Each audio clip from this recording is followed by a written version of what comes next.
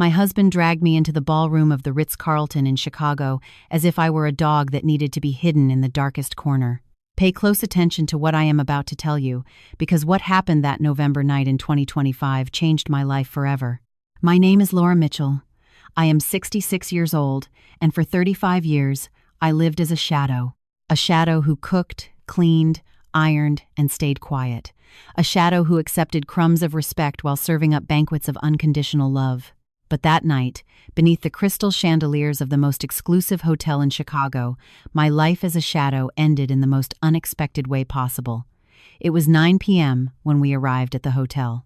The wind off Lake Michigan made the flags flutter at the entrance, and luxury cars paraded by one after another, Mercedes, BMWs, the occasional Bentley.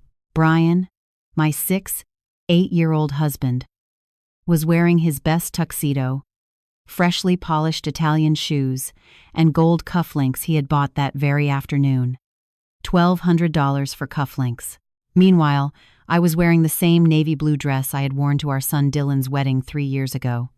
"Laura," he whispered as we waited for the valet to take our modest Honda Civic. His hand gripped my arm tightly.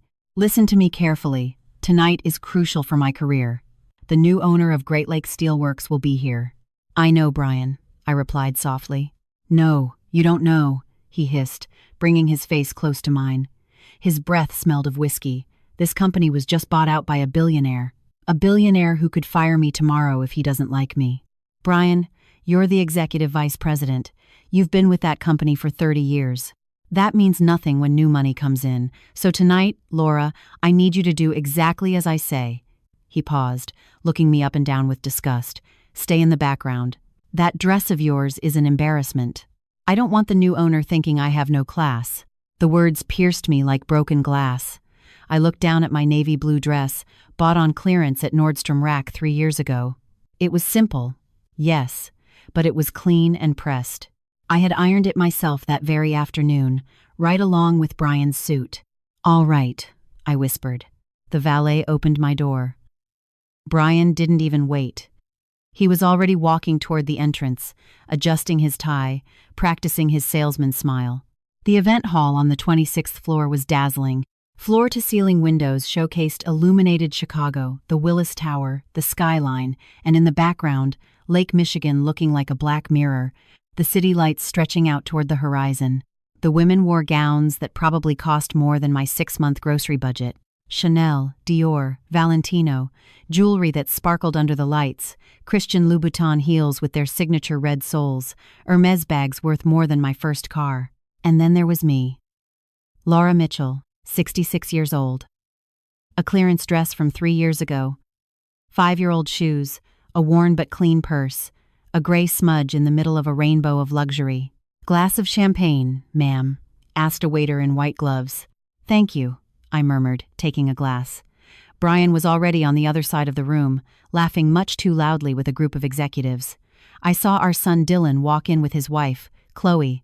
Dylan, 38 years old, was an exact carbon copy of his father in both ambition and arrogance. Chloe wore a ridiculously expensive red gown and a $3,500 pearl necklace. Neither of them even looked at me when they walked in. I stayed in my corner, holding onto my glass like a life preserver. From here, I could see everything: the fake smiles, the air kisses on the cheeks of people who would stab each other in the back at the first opportunity. "Laura." I turned around. "Emily, it's so good to see you. Brian is nervous about meeting the new owner, isn't he?" "Terrified," I admitted with a small smile, although he would never admit it himself. "Everyone is terrified. He's a billionaire who built an empire from scratch. Matthew Vance. He went to London decades ago and now he's coming back to the States. A widower, 65 years old. Matthew Vance." The world stopped spinning. It couldn't be. It couldn't be the same, Matthew. No. After 35 years. "Laura, are you okay? You've gone completely pale." "Yes, I just need a little air." But before I could move, a murmur rippled through the ballroom like a wave. The conversations halted, heads turned toward the entrance, and then I saw him. After 35 years, after a whole lifetime, after everything that had happened, it was Matthew, my Matthew, the man I had loved with all my soul when I was 23 years old. The man who had recited poetry to me under the stars in Lincoln Park. The man who had promised to build me a house with a view of the water. The man who had broken my heart in the pouring rain in Daley Plaza. He was no longer the young architecture student I remembered. This Matthew was 65, with graying temples and lines that spoke of experience. He wore a suit that likely cost more than Brian's car. He moved with the absolute certainty of someone who has conquered the world. But his eyes, my God, his eyes were exactly the same. And in that moment, as the entire room stood at attention, his eyes swept across the space and stopped dead on me. The world disappeared. The 35 years evaporated in an instant. It was 1985 again. We were young again. We were in love again. I watched as his eyes widened in recognition. I watched his face transform into absolute shock. Brian practically sprinted toward Matthew, his hand extended, his fake smile plastered in place. "Mr. Vance, it is an absolute honor to meet you. I'm Brian Mitchell, Executive Vice President of..." But Matthew didn't look at him. He didn't shake his hand. His eyes remained locked on me, and then he started walking straight toward me. The crowd parted automatically. Brian was left with his hand hanging in the air, looking utterly confused. Dylan watched from across the room, trying to compute what was happening. The entire ballroom fell into a dead silence as Matthew crossed the floor. I could hear my own heart pounding. I could feel every gaze pinned on me. When he reached me, he stopped. For a moment that seemed to stretch into eternity, we simply looked at each other. I saw tears forming in his eyes, tears that began to spill down his cheeks. And then, he took my hands in his. His hands were warm, firm, and trembling slightly. "Laura," he said, his voice breaking with emotion, loud enough for the entire ballroom to hear, "I have been looking for you for 35 years.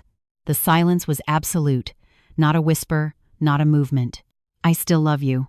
The sound of Brian's whiskey glass shattering against the marble floor echoed like thunder. The crystal exploded into pieces, exactly like the life I had known for the last 35 years. To understand how we got to that moment, I need to take you 40 years into the past, to 1982, when the Chicago steel mills were struggling and working-class families were fighting to survive. But for me, everything still felt possible. I was Laura Davis then, 23 years old. I was born in Back of the Yards, one of the toughest working-class neighborhoods on Chicago's South Side. Narrow streets, old brick two-flats, families living paycheck to paycheck. My father, Joe, was a welder at the shipyards. My mother, Mary, worked as a maid for wealthy families up in the North Shore. We lived in a cramped two-bedroom apartment on Ashland Avenue.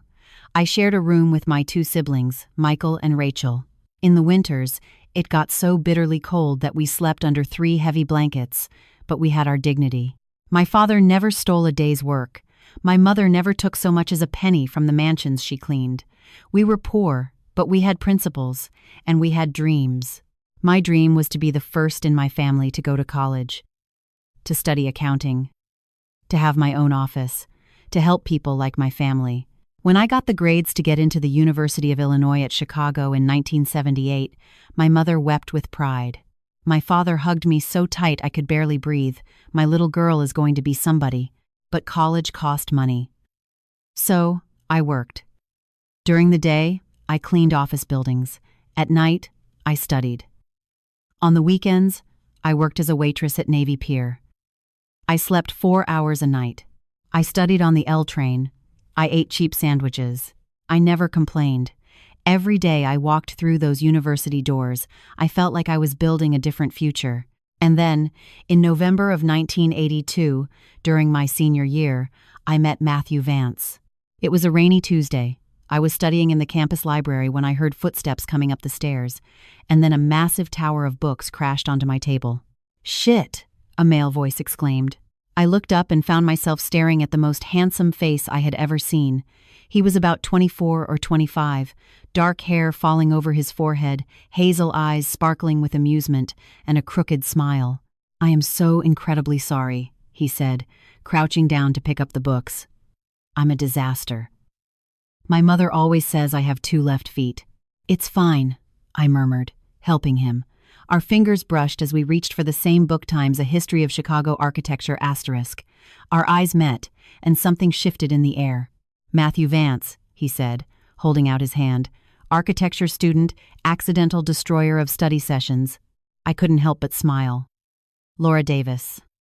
Accounting student, victim of clumsy architecture students. Accounting. God, that sounds terribly boring. And architecture sounds terribly pretentious, he shot back. He laughed. It was a genuine, warm laugh. "Touché. Can I make it up to you by buying you a coffee?" I looked at my watch. I had 2 hours before my shift. I should have used that time to study. "Sure," I heard myself say, "but only if it's quick. I have to be at work at 7. You work on top of studying?"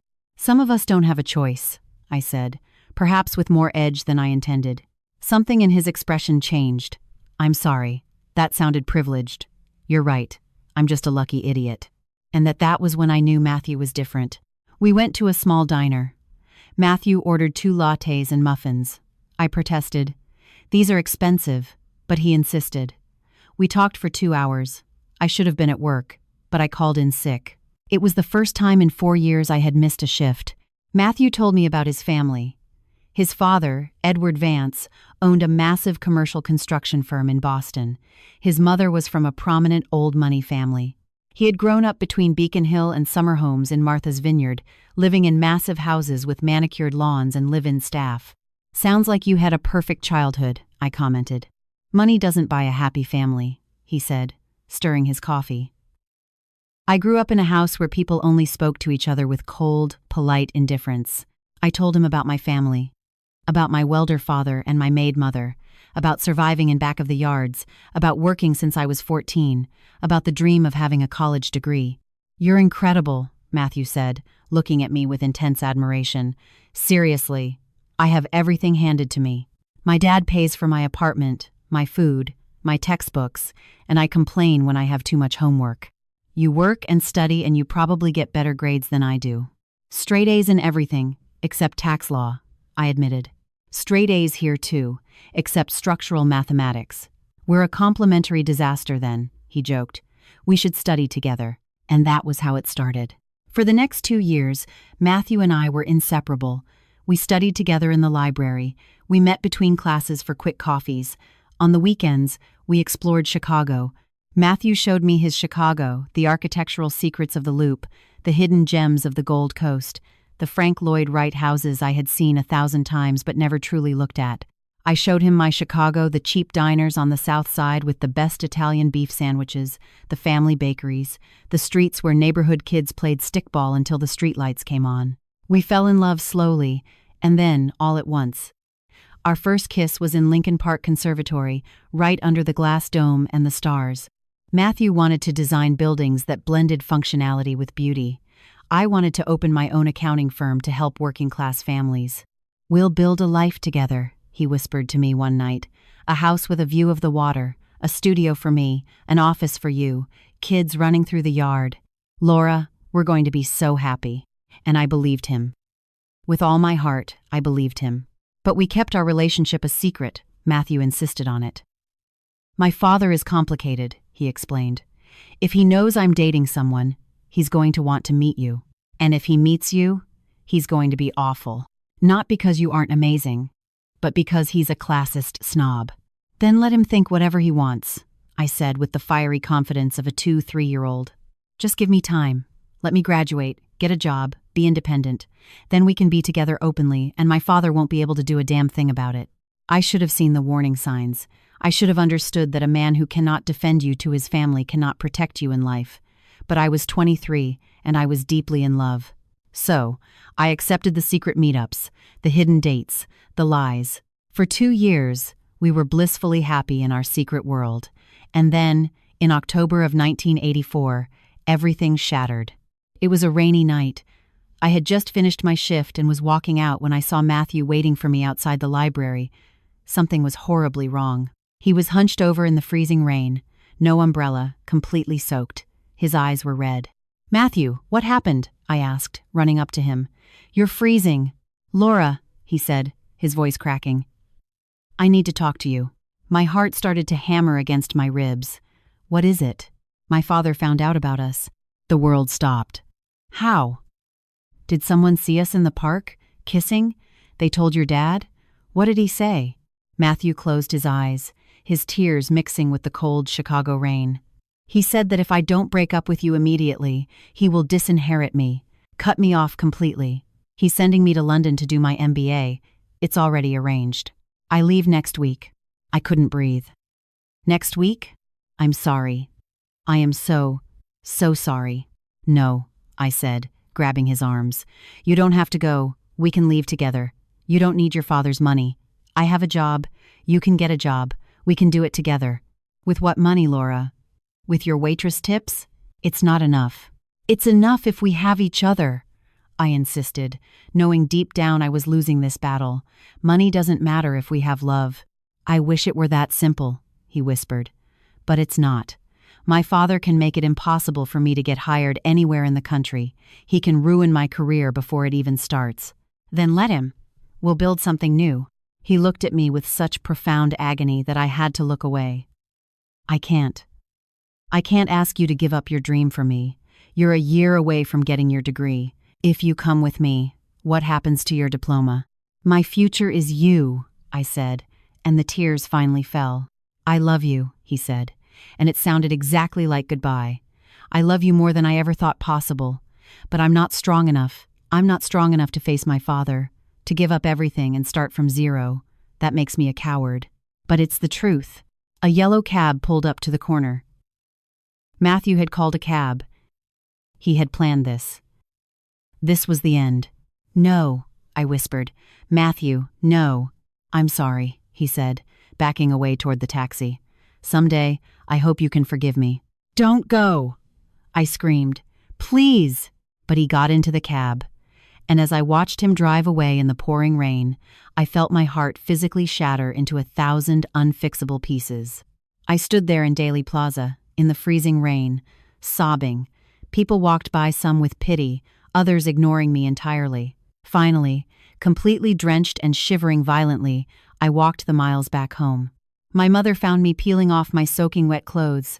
"Sweetheart, what happened?" she asked, alarmed. "Nothing, Mom," I lied. "I just got caught in the rain." But mothers always know. She pulled me into a hug and let me sob into her shoulder. That night, lying in my tiny bed, I made a decision. I would never again allow a man to make me feel this way. I would never again surrender my heart so completely.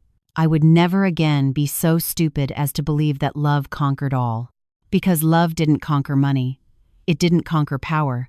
It didn't conquer class divides. It was the most painful lesson of my life, and it changed me forever.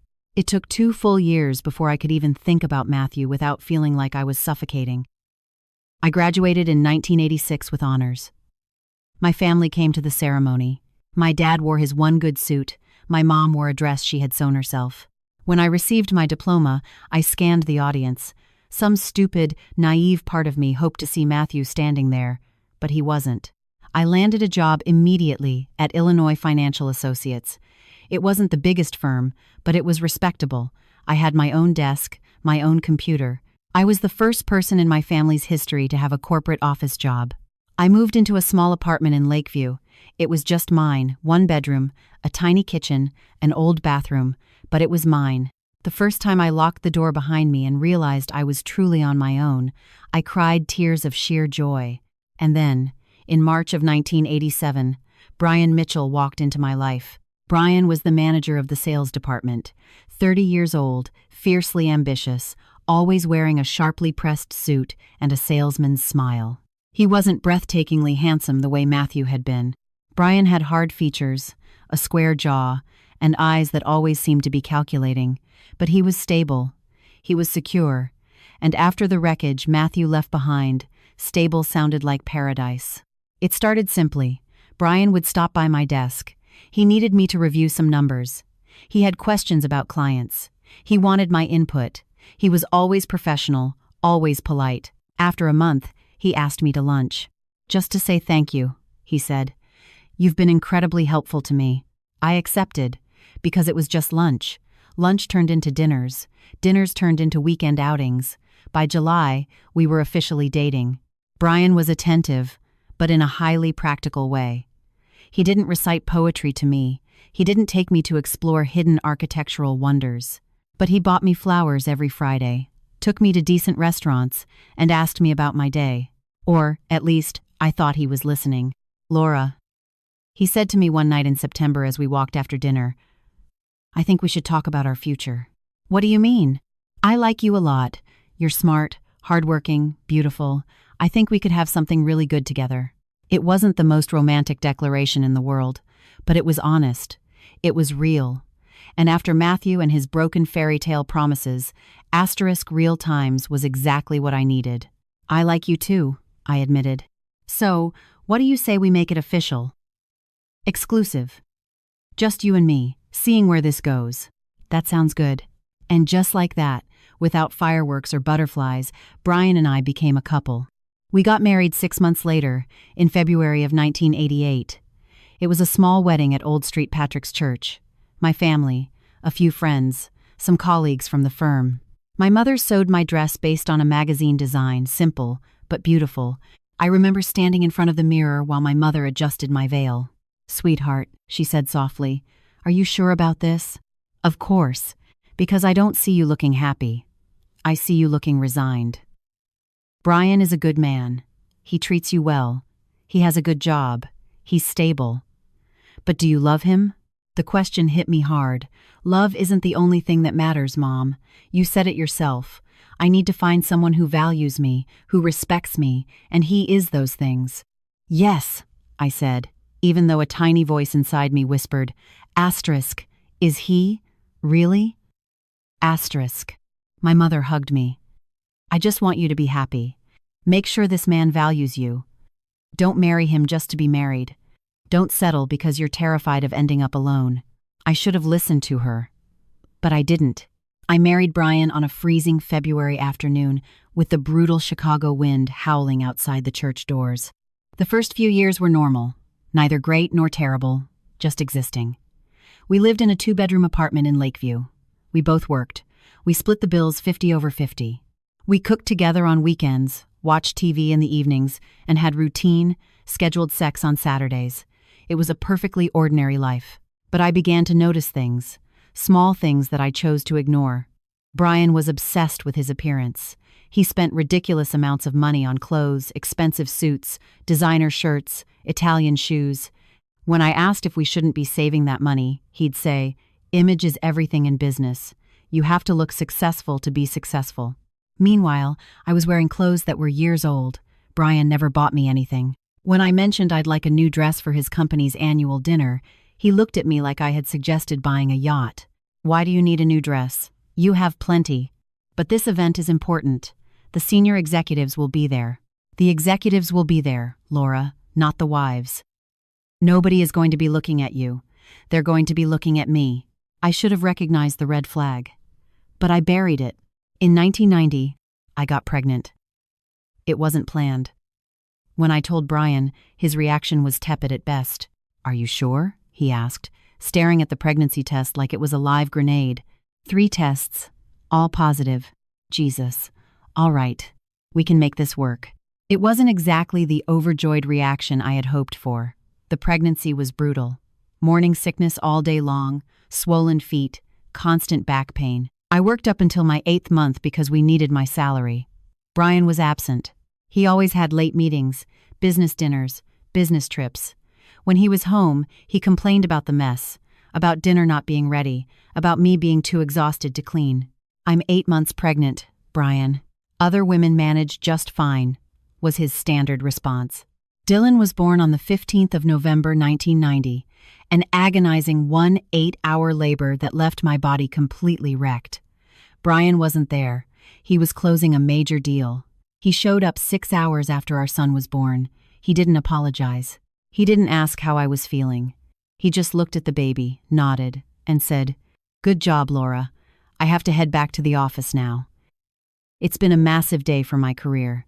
And he walked out. My mother was sitting next to my hospital bed, tears of absolute fury in her eyes. "Honey," she said softly, "it is not too late. You can leave him. You can come back home. We will help you raise the baby." "No, Mom," I whispered, looking down at Dylan. "I'm married. I made a commitment. I have to make it work." That was my second chance to escape, and I let it slip through my fingers. The years following Dylan's birth were the loneliest of my life. Brian insisted that I quit my job. "A good mother belongs at home," he stated firmly. "Our son needs his mother, not some daycare. But we need my salary. I'll earn enough. Trust me. I'm climbing the ladder. I'll be regional manager soon." So, I quit. I resigned from the career I had fought so desperately to build. I surrendered my financial independence. I gave up my entire identity outside of being Brian's wife and Dylan's mother. I became a machine. I woke up at 6 a.m. when Dylan cried. I nursed him, changed him, bathed him. I made breakfast for Brian. I cleaned the house top to bottom while Dylan napped. I went grocery shopping with a baby strapped to my chest. I cooked dinner, bathed Dylan again, put him to bed, and waited for Brian. Brian came home later and later. First 8 p.m., then 9, then 10. It was always crucial meetings or client dinners. When he did come home, he expected perfection. A hot meal on the table, a spotless house, me looking perfectly put together and smiling, and a silent, sleeping baby. If anything wasn't entirely to his liking, there were consequences. No, not physical blows. Brian never hit me, but there are other forms of violence, razor-sharp remarks, freezing silences, looks of absolute contempt. "Is this what you did all day? Why is the house such a disaster? Brian, I have a 6-month-old baby. Other women manage to keep a clean house. Why can't you?" Slowly but surely, I began to shrink. I made myself smaller and smaller.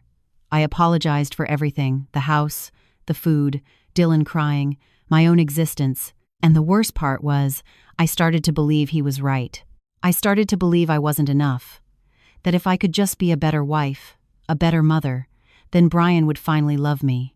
But Brian didn't love me. I don't know if he ever truly did. Dylan grew up, and with every passing year, he became more like his father. Not physically, Dylan had my eyes and my nose, but in temperament, in attitude, he was a miniature Brian. By the time he was 10, Dylan was already speaking to me with impatience. "Mom, why does dinner always have vegetables? I hate vegetables." "Because they're healthy for you. Dad says you go overboard with the healthy crap." At 12, he started getting embarrassed by me. "Can you not pick me up at school anymore? The other guys make fun of our car." "Dylan, the car runs perfectly fine. It's just a little old. It's ugly and cheap. My friends' dads all have brand new SUVs. We aren't even rich. Dad says if you had kept working, we'd have more money." That was the first time it truly, physically hurt. Because I knew exactly where those words were coming from. Brian was filling our son's head with resentment toward me. By 16, Dylan treated me with the exact same disdain as Brian did. I remember when he wanted the newest iPhone, the most expensive model on the market. I told him we couldn't afford it. "All my friends have it." "It's too expensive, Dylan. You don't earn your own money. You don't get to dictate what we can and can't afford." Brian was listening from the hallway.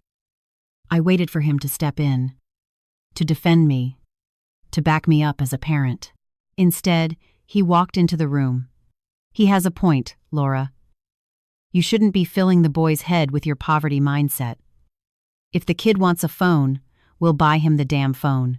Asterisk, poverty mindset.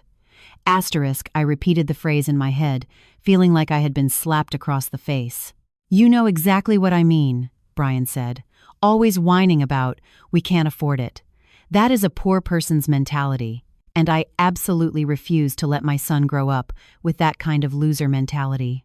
Dylan smirked, a smile of pure triumph. He had won, and he had learned the ultimate lesson. Asterisk, mom is worthless, dad is the boss. Asterisk, the years blurred into a gray fog of routine and resignation. Dylan went off to college, studying business fully paid for by Brian. He graduated, and Brian immediately pulled strings to get him an entry-level management job at Great Lakes Steelworks. Father and son became entirely inseparable. They commuted together, grabbed drinks after work, talked exclusively about corporate strategy during dinner. I was merely the background character who served the food and then made herself scarce. Dylan married Chloe in 2015. It was an obscenely lavish wedding at a luxury resort in Lake Geneva, Wisconsin.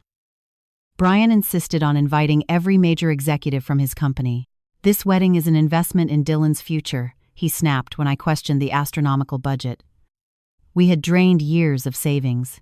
When I suggested something slightly more modest, Brian looked at me with pure disgust. "You have zero understanding of how the corporate world operates. Image is everything." Chloe turned out to be even worse than Dylan. From day one, she made it abundantly clear that I was utterly inadequate as a mother-in-law. She criticized my cooking. Asterisk, a bit heavy on the sodium, don't you think, Laura? Asterisk, my clothes. Asterisk, is that dress vintage or just from a different century? Asterisk, my way of speaking. Asterisk, don't say supper, Laura, it sounds so blue collar. Asterisk, and Dylan would laugh. He laughed at his wife's cruel little jabs. Sometimes he'd chime in with his own insults. At family dinners, the two of them treated me like the evening's entertainment. Brian would join in, and I would just smile, serve more wine, and swallow my tears. There was one specific moment permanently burned into my memory: my 60th birthday in 2016. I had spent all day preparing a special dinner, homemade lasagna, Dylan's favorite from when he was a little boy, and a chocolate cake I baked from scratch. Brian called to say he was running late. Dylan and Chloe never showed up at all. When I finally called Dylan, Chloe answered his phone. "Oh, hey, Laura. Sorry, we completely forgot. We already made dinner plans with friends. Maybe we'll swing by next year. But it's my birthday." "Yeah, well, 60 isn't really a milestone, is it? We'll see you soon. Bye." And she hung up. I stood there staring at the dining room table I had set with such care. 4 plates, lit candles, fresh flowers from the market. Brian finally walked in at 11 p.m., reeking of alcohol and a cheap perfume that was definitely not mine. "You're still awake?" "It was my birthday," I said softly. "Oh. Right, I forgot. Sorry, long day at the office." "Dylan and Chloe didn't come?" "Well, they're young. They have active social lives. You can't honestly expect the world to revolve around you. I just wanted my family to eat dinner with me." "Jesus, you are so melodramatic. At your age, birthdays shouldn't even matter anymore." He walked off to the bedroom. He left me alone in the kitchen with my untouched chocolate cake and candles that had completely burned down to the wax.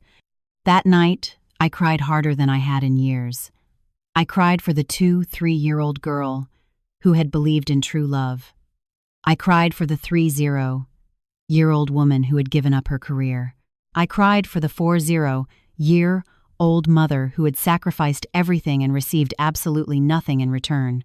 And I cried for the 60-year-old woman staring at the hollow ruins of her life, wondering, asterisk, how the hell did I end up here? Asterisk. But even in my deepest despair, I felt I had no options, or at least, I thought I didn't. I hadn't worked a paying job in 25 years. I had 0 personal savings. Every dollar we had was in accounts completely controlled by Brian. I had no real friends. I had lost touch with everyone because Brian always found an excuse for why I couldn't go out. My mother had died in 2011. Breast cancer. I had sat by her hospital bed in her final hours, holding her frail hand. Her last words to me were a plea. "Laura, my sweet girl, promise me you will be happy. Promise me you won't waste your life." I promise, Mom, I had lied, because I had already wasted my life, and I had absolutely no idea how to get it back. I was entirely alone, trapped in a marriage that had bled me dry, with a son who treated me like the hired help, and a husband who viewed me as an inconvenient burden. And so, in November 2025, when Brian told me there was a mandatory corporate gala at the Ritz-Carlton, I simply nodded. "Put on something decent," he told me, tossing a few $20 bills on the counter. "And please, try not to embarrass me tonight." I went to Nordstrom Rack. I bought a simple navy blue clearance dress for $50. It was the absolute best I could do with the cash Brian had thrown at me. On the night of the gala, while Brian admired his $1,200 tuxedo in the mirror, I looked at my own reflection and saw a stranger, a 6'6" woman who looked much older than her years. Gray hair that I cut myself in the bathroom mirror to save money, deep wrinkles, hands rough and calloused from decades of scrubbing floors. A cheap dress that practically screamed, asterisk, I do not belong here. Asterisk.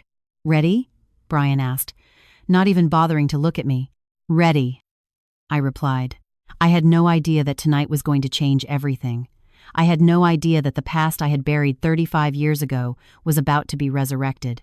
I had no idea that Matthew Vance, the great love of my youth, the man who had shattered my heart, was about to walk across that ballroom floor directly toward me. And I had no idea that, finally, after 35 years of living as a ghost, I was about to remember what it felt like to be Laura.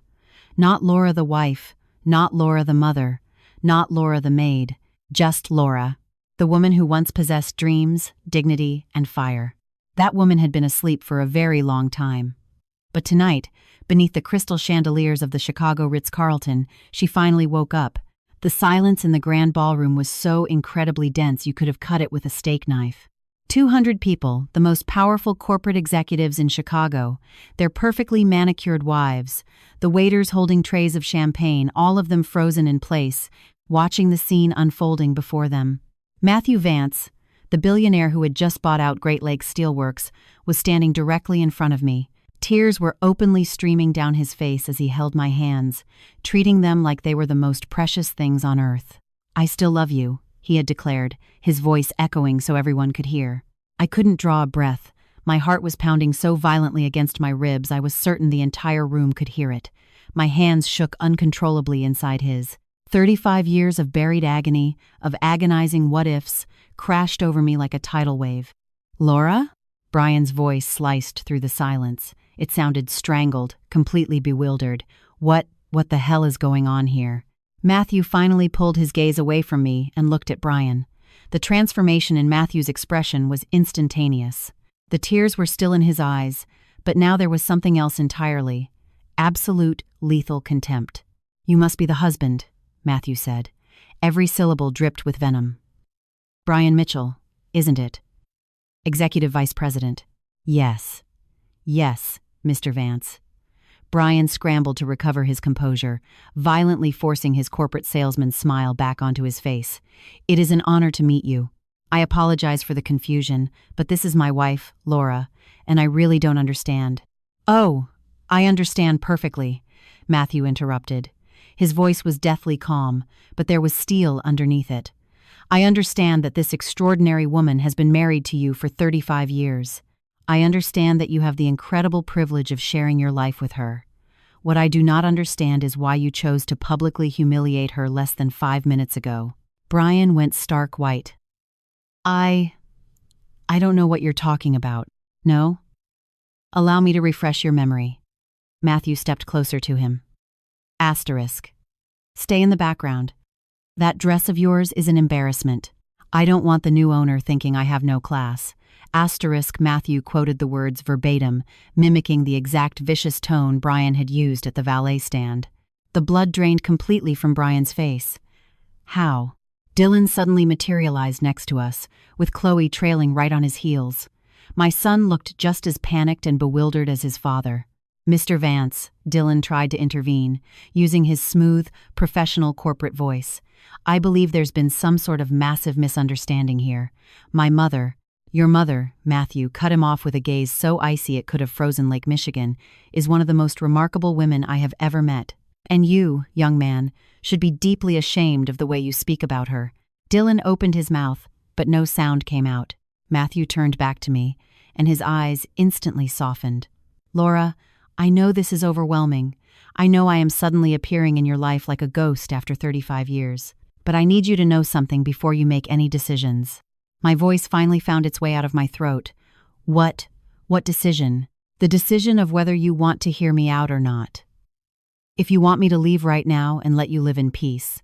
If you prefer that we have this conversation at another time, in private, whatever you want, Laura, this time, you times get to decide.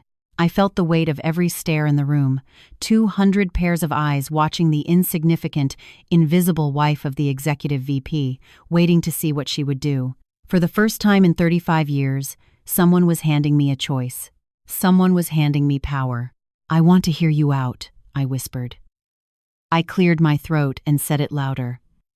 I want to hear what you have to say. Laura, this is completely insane. Brian lunged forward, trying to grab my arm. We have no idea who this man really is or what his agenda is. Matthew took a swift step forward, positioning himself squarely between Brian and me, not aggressively, but like an immovable wall. It's quite simple, Mr. Mitchell. I am Matthew Vance. I am the man who now owns your entire company, and what I want is to speak with Laura. Alone. Brian's voice pitched up an octave. She is my wife. She is a human being with her own free will, Matthew fired back. Or did you strip her of that too? Whispers erupted across the ballroom now, murmurs spreading through the crowd like a wildfire. I could catch fragments of the gossip. Asterisk, who is he to her? It looks like they have a past. This is better than reality TV. God, Brian looks pathetic. Asterisk. Matthew offered me his arm. Laura, shall we get out of here? I looked at his extended arm. Then I looked at Brian, his face flushed purple with a mix of utter humiliation and suppressed rage. I looked at Dylan, who looked like he was having a silent panic attack about his career. I looked at Chloe, whose jaw was practically on the floor. And then I looked out at the other women in the ballroom, the immaculate corporate wives. I saw something in their eyes that I had never seen before. Envy. Not envy of my clearance dress or my situation, but envy of my time's choice asterisk. Envy of my chance to walk away. Yes, I said, and my voice rang out much stronger than I anticipated. Let's get out of here. I looped my arm through Matthew's, and as we walked toward the grand exit, with 200 pairs of eyes tracking our every move, I heard the most beautiful sound in the world. Applause. Someone started clapping. Then someone else. Then another. Not the executives, they all looked intensely uncomfortable, but the women. A shocking number of the wives were openly applauding as I walked out the door. I glanced back over my shoulder one last time. I saw Brian standing frozen exactly where we left him, surrounded by whispering executives. I saw Dylan frantically trying to do damage control and Chloe looking utterly mortified. And for the very first time in 35 years, I felt absolutely nothing for Brian Mitchell. No love, no hate, not even pity, just nothingness. Matthew had his driver take us to a small, late-night coffee shop in Old Town. It was the kind of neighborhood spot tourists never found: exposed brick walls, scuffed hardwood floors, and a barista who clearly knew Matthew well. Mr. Vance, the barista nodded, with a mix of respect and familiarity. The usual, 2 lattes, please, Mike, and a little privacy if you don't mind. You got it. We sat at a small table in the far back corner, away from the front windows. Matthew hadn't let go of my hand since we walked out of the Ritz-Carlton, holding on to me as if he was terrified I might dissolve into thin air. I cannot believe it's really you, I finally managed to say, staring at him.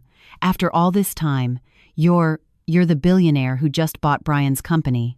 I didn't buy the company because of Brian, Matthew said softly. I bought it because of you. What? Well, that's not entirely true. Great Lakes Steelworks was a highly strategic acquisition. But the fact that Brian and Dylan worked there? Yes, that was the deciding factor. Mike brought the lattes over. Matthew waited until the barista walked back to the counter and we were completely alone again. Laura, I need to tell you something. Something I did that is probably going to make you very angry. But I swore I would be completely honest with you from the start because I have already lost way too much time being a coward. My heart rate spiked again. What did you do? I found you 6 months ago. The room seemed to tilt on its axis. What? 6 months ago, my private investigators finally located you. I've been searching for you, off and on, for 35 years.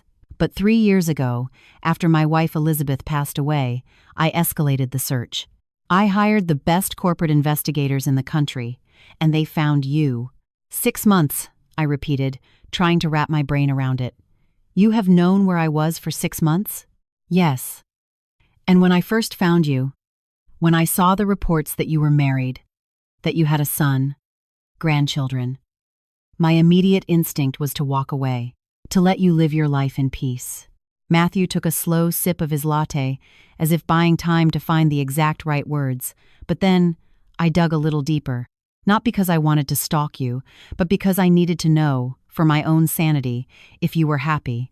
Because if you were truly happy, Laura, I could finally let you go, knowing that at least one of us had found peace. And what did you find out? I asked, though I already knew the horrible truth. I found out that you were utterly miserable. I found out that Brian Mitchell treats you like absolute garbage. I found out that your own son has learned to treat you with the exact same vile disrespect as his father. Matthew's voice hardened into stone. I planted someone inside the firm. Someone who recorded conversations in the executive lounges. Someone who gathered evidence. Do you want to know what your husband and your son say about you when they think no one important is listening? I don't know if I do. My wife doesn't understand the first thing about the real world, Matthew quoted flawlessly. She's a dead weight. But what can I do? She should be on her knees thanking God I provide for her. And your son, Laura? Your son said, "My mom is so embarrassing. I hate bringing Chloe over because my mom cooks like a diner waitress and talks like she belongs in a trailer park." Every single word felt like a physical knife to the ribs. But strangely, I wasn't shocked. Deep down, in the darkest parts of my mind, I had always known exactly how they viewed me. So, I decided to buy the company, Matthew continued. Because I needed to see you again. I needed to see with my own two eyes if the fiery, brilliant girl I loved had turned into a woman who still had that spark, that incredible strength. Or if 35 years with Brian Mitchell had completely beaten it out of you. I swallowed hard. "And?" I asked, my voice barely a whisper. "What did you see tonight?" Matthew reached across the table and cradled my hand. I saw a woman who has survived, a woman who has endured, a woman who has given every single piece of herself and received absolutely nothing in return. But I also saw it in your eyes tonight, Laura. Right at the valet stand when he was humiliating you, I saw a flash of the Laura I knew, the one who didn't take shit from anyone, the one who put me in my place in that university library 40 years ago. Tears spilled over my eyelashes and tracked down my cheeks. That Laura died a very long time ago, Matthew. "No," he said fiercely. "She is asleep, but she is not dead, and if you will let me, if you will just give me the chance, I want to help you wake her up." "Why?" I sobbed. "Why now? Why after 35 years? Because I was a pathetic coward 35 years ago. Because I chose my father's money and my trust fund over you. Because I got into that yellow cab in the rain and I broke your heart. And that single decision has haunted me every single day of my life since." "But you got married," I pointed out, wiping my face. "You had a family. You had a whole life." "Yes," he admitted freely. "I married Elizabeth 6 years after I left you. She was a good woman, kind, decent. We had 2 wonderful daughters, Sophie and Emma. And it was a good marriage, Laura. It was respectable. It was comfortable. But it was never what you and I had." "Did she know?" I asked. "Did your wife know about me?" Matthew nodded slowly. "In her final days, yes. She was dying of ovarian cancer. We had been married for 27 years. And one day, while I was sitting by her hospital bed holding her hand, she looked at me and said, 'There was always someone else, wasn't there? Someone before me.' And I couldn't lie to her on her deathbed. I just couldn't." "What did you say?" I told her the truth. I told her that I had loved a girl when I was young, that I had let her go for stupid, selfish reasons, and that I regretted it every single day of my life. "And what did she say?" I asked, my voice trembling. Matthew wiped at his own eyes. She said, "Then go find her, Matthew. When I'm gone, go find her. Life is way too short to die with regrets." He took a shaky breath. Those were practically her last words to me. And it still took me 3 years to find the courage to actually take her advice. We sat in silence for a long time. The coffee shop hummed with life around us, the hiss of the espresso machine, the low murmur of college students studying, the soft jazz playing through the overhead speakers. "I don't know what to say to any of this," I finally admitted. This is too much. It's too fast." "I know it is," Matthew said softly. "And I do not expect you to make any decisions tonight. I just needed you to know the truth.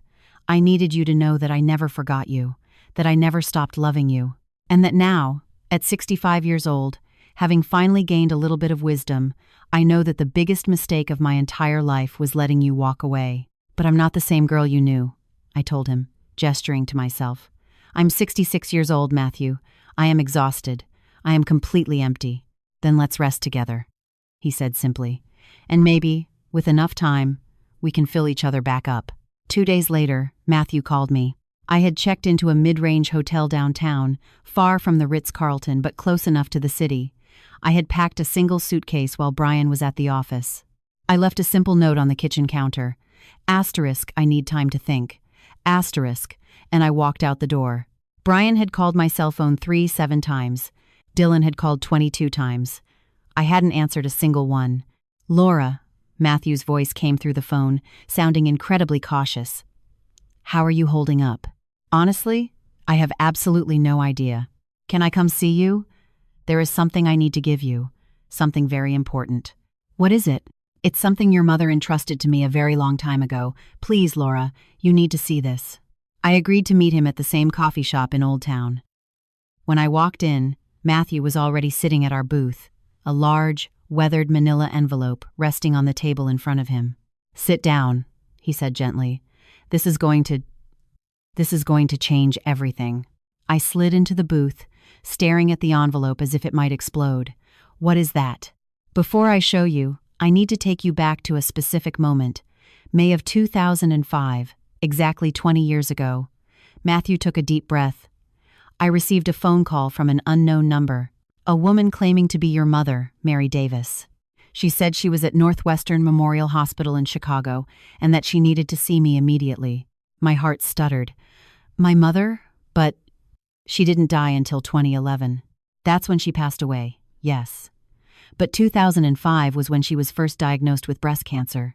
She went into remission for several years before it came back. Matthew pushed the envelope across the table toward me. I flew to Chicago. I went to her hospital room. She was physically weak, but her mind was razor sharp, and she told me something absolutely extraordinary. With violently shaking hands, I opened the envelope. Inside were thick stacks of legal documents, property deeds, and 5 handwritten letters in my mother's unmistakable cursive. Your mother, Matthew continued softly, watching me pull the papers out, was the legal owner of a 4-story commercial and residential building in the West Loop. My head snapped up. That's impossible. My mother was a house cleaner. She never had that kind of money. She bought it gradually. Between 1,970 and 1,990, she made small, constant payments. She worked 2, sometimes 3 jobs. She saved every single dime she could hide away, and she bought it under the name Mary Davis, her maiden name. That's why it never popped up on any background checks or financial records associated with your father or Brian. I stared blindly at the property deed. It was a building on Randolph Street, the West Loop, one of the most wildly expensive, gentrified, trendy neighborhoods in Chicago today. I don't understand, I stammered. Read the first letter, Matthew suggested gently. With trembling fingers, I opened the envelope marked Times Letter Hashone ***. For Laura, my dearest daughter, ***. If you are reading this, it means you have finally found the courage to be free. Or, it means I am no longer here, and Matthew has kept his promise to give this to you. ***. I need to tell you a story. When I was your age, I worked for a very wealthy family in Winnetka. The lady of the house was exceptionally cruel. She treated me like I was invisible, or worse, like a piece of furniture that occasionally spoke. Her husband was even worse. One day, after she screamed at me for something that wasn't even my fault, I made a silent vow. I swore that I would never be entirely dependent on another person's money. That I would have something of my own, something nobody could ever take away from me. ***. So I started saving every spare dollar. I took on extra jobs, I cleaned more houses, and in 1970, I found this dilapidated brick building in the West Loop. Nobody wanted it back then. The neighborhood was rough, industrial, and dangerous, but I saw potential. I bought it for pennies on the dollar. And for the next 20 years, while you were growing up, while I worked day and night, I paid off the mortgage inch by inch. I never told your father. Not because I didn't trust Joe, but because this was my absolute secret. This was my safety net. And now, my sweet girl, it is yours. The building is worth a fortune now. The West Loop exploded. It's all luxury apartments and expensive restaurants now. I have been renting out the units for decades, and all the profit has been funneling directly into an irrevocable trust that Matthew has been managing for you since 2005.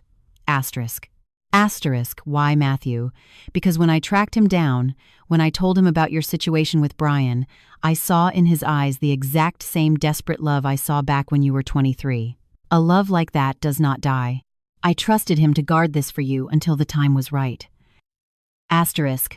Asterisk, my daughter, this building is yours. Completely, legally yours. Brian has absolutely zero legal claim to it. Because it was purchased long before your marriage, kept strictly in a trust, and funded by inheritance, Illinois law dictates it is completely separate property. He cannot touch a dime. Asterisk. Asterisk. This is your freedom, Laura. This is your exit door. You are never trapped. You always have a way out. Asterisk. Asterisk. With all my love, asterisk. Mom, by the time I finished reading, I was crying so hard I could barely pull air into my lungs. Matthew handed me a napkin, waiting patiently. How much? I managed to choke out. How much is it worth? With the gentrification of the West Loop, Matthew said, his voice entirely professional now, the building itself appraises at roughly $3 million. It is completely paid off. It has been generating high-end rental income for 20 years. All of that rental income, combined with compound interest, has been sitting in a blind trust in your name. You currently have exactly $950,000 in liquid cash, plus the total equity of the building. I just stared at him. Almost $4 million. I'm rich. You are independent, Matthew corrected me softly. You are free. Does Brian know? No. And legally, he can't touch it. The asset was acquired in 1970, 18 years before you married him. Under Illinois marital property law, it is a non-marital asset. It belongs 100% to you. Why didn't she tell me? I sobbed. Matthew pointed to the other letters. Keep reading. I opened the second letter. Asterisk. My sweet girl. Asterisk. Asterisk. I know you are asking yourself why I never told you. The honest truth is, I was praying I would never have to. Asterisk. Asterisk. I hoped you would be happy with Brian. I hoped he would be a good husband, and that you would never need this escape hatch. But from the very day of your wedding, I saw something die in your eyes. Resignation, not joy. Asterisk. Asterisk. And over the years, as I watched you shrink, as I watched you make yourself smaller to fit into his life, as I watched the fire you always had slowly burn out, I knew that eventually you would need this. Asterisk. Asterisk, I tried to tell you so many times. On your 40th birthday, when you came to visit me with a bruise on your arm that you swore was from tripping on the stairs. On Thanksgiving, when Dylan was 10 and he spoke to you with such profound disrespect I wanted to slap him. On your 50th birthday, when you showed up with red eyes and blamed it on allergies. But every single time I tried to bring it up, you changed the subject. As if admitting you needed help was the same thing as admitting failure. Asterisk. Asterisk.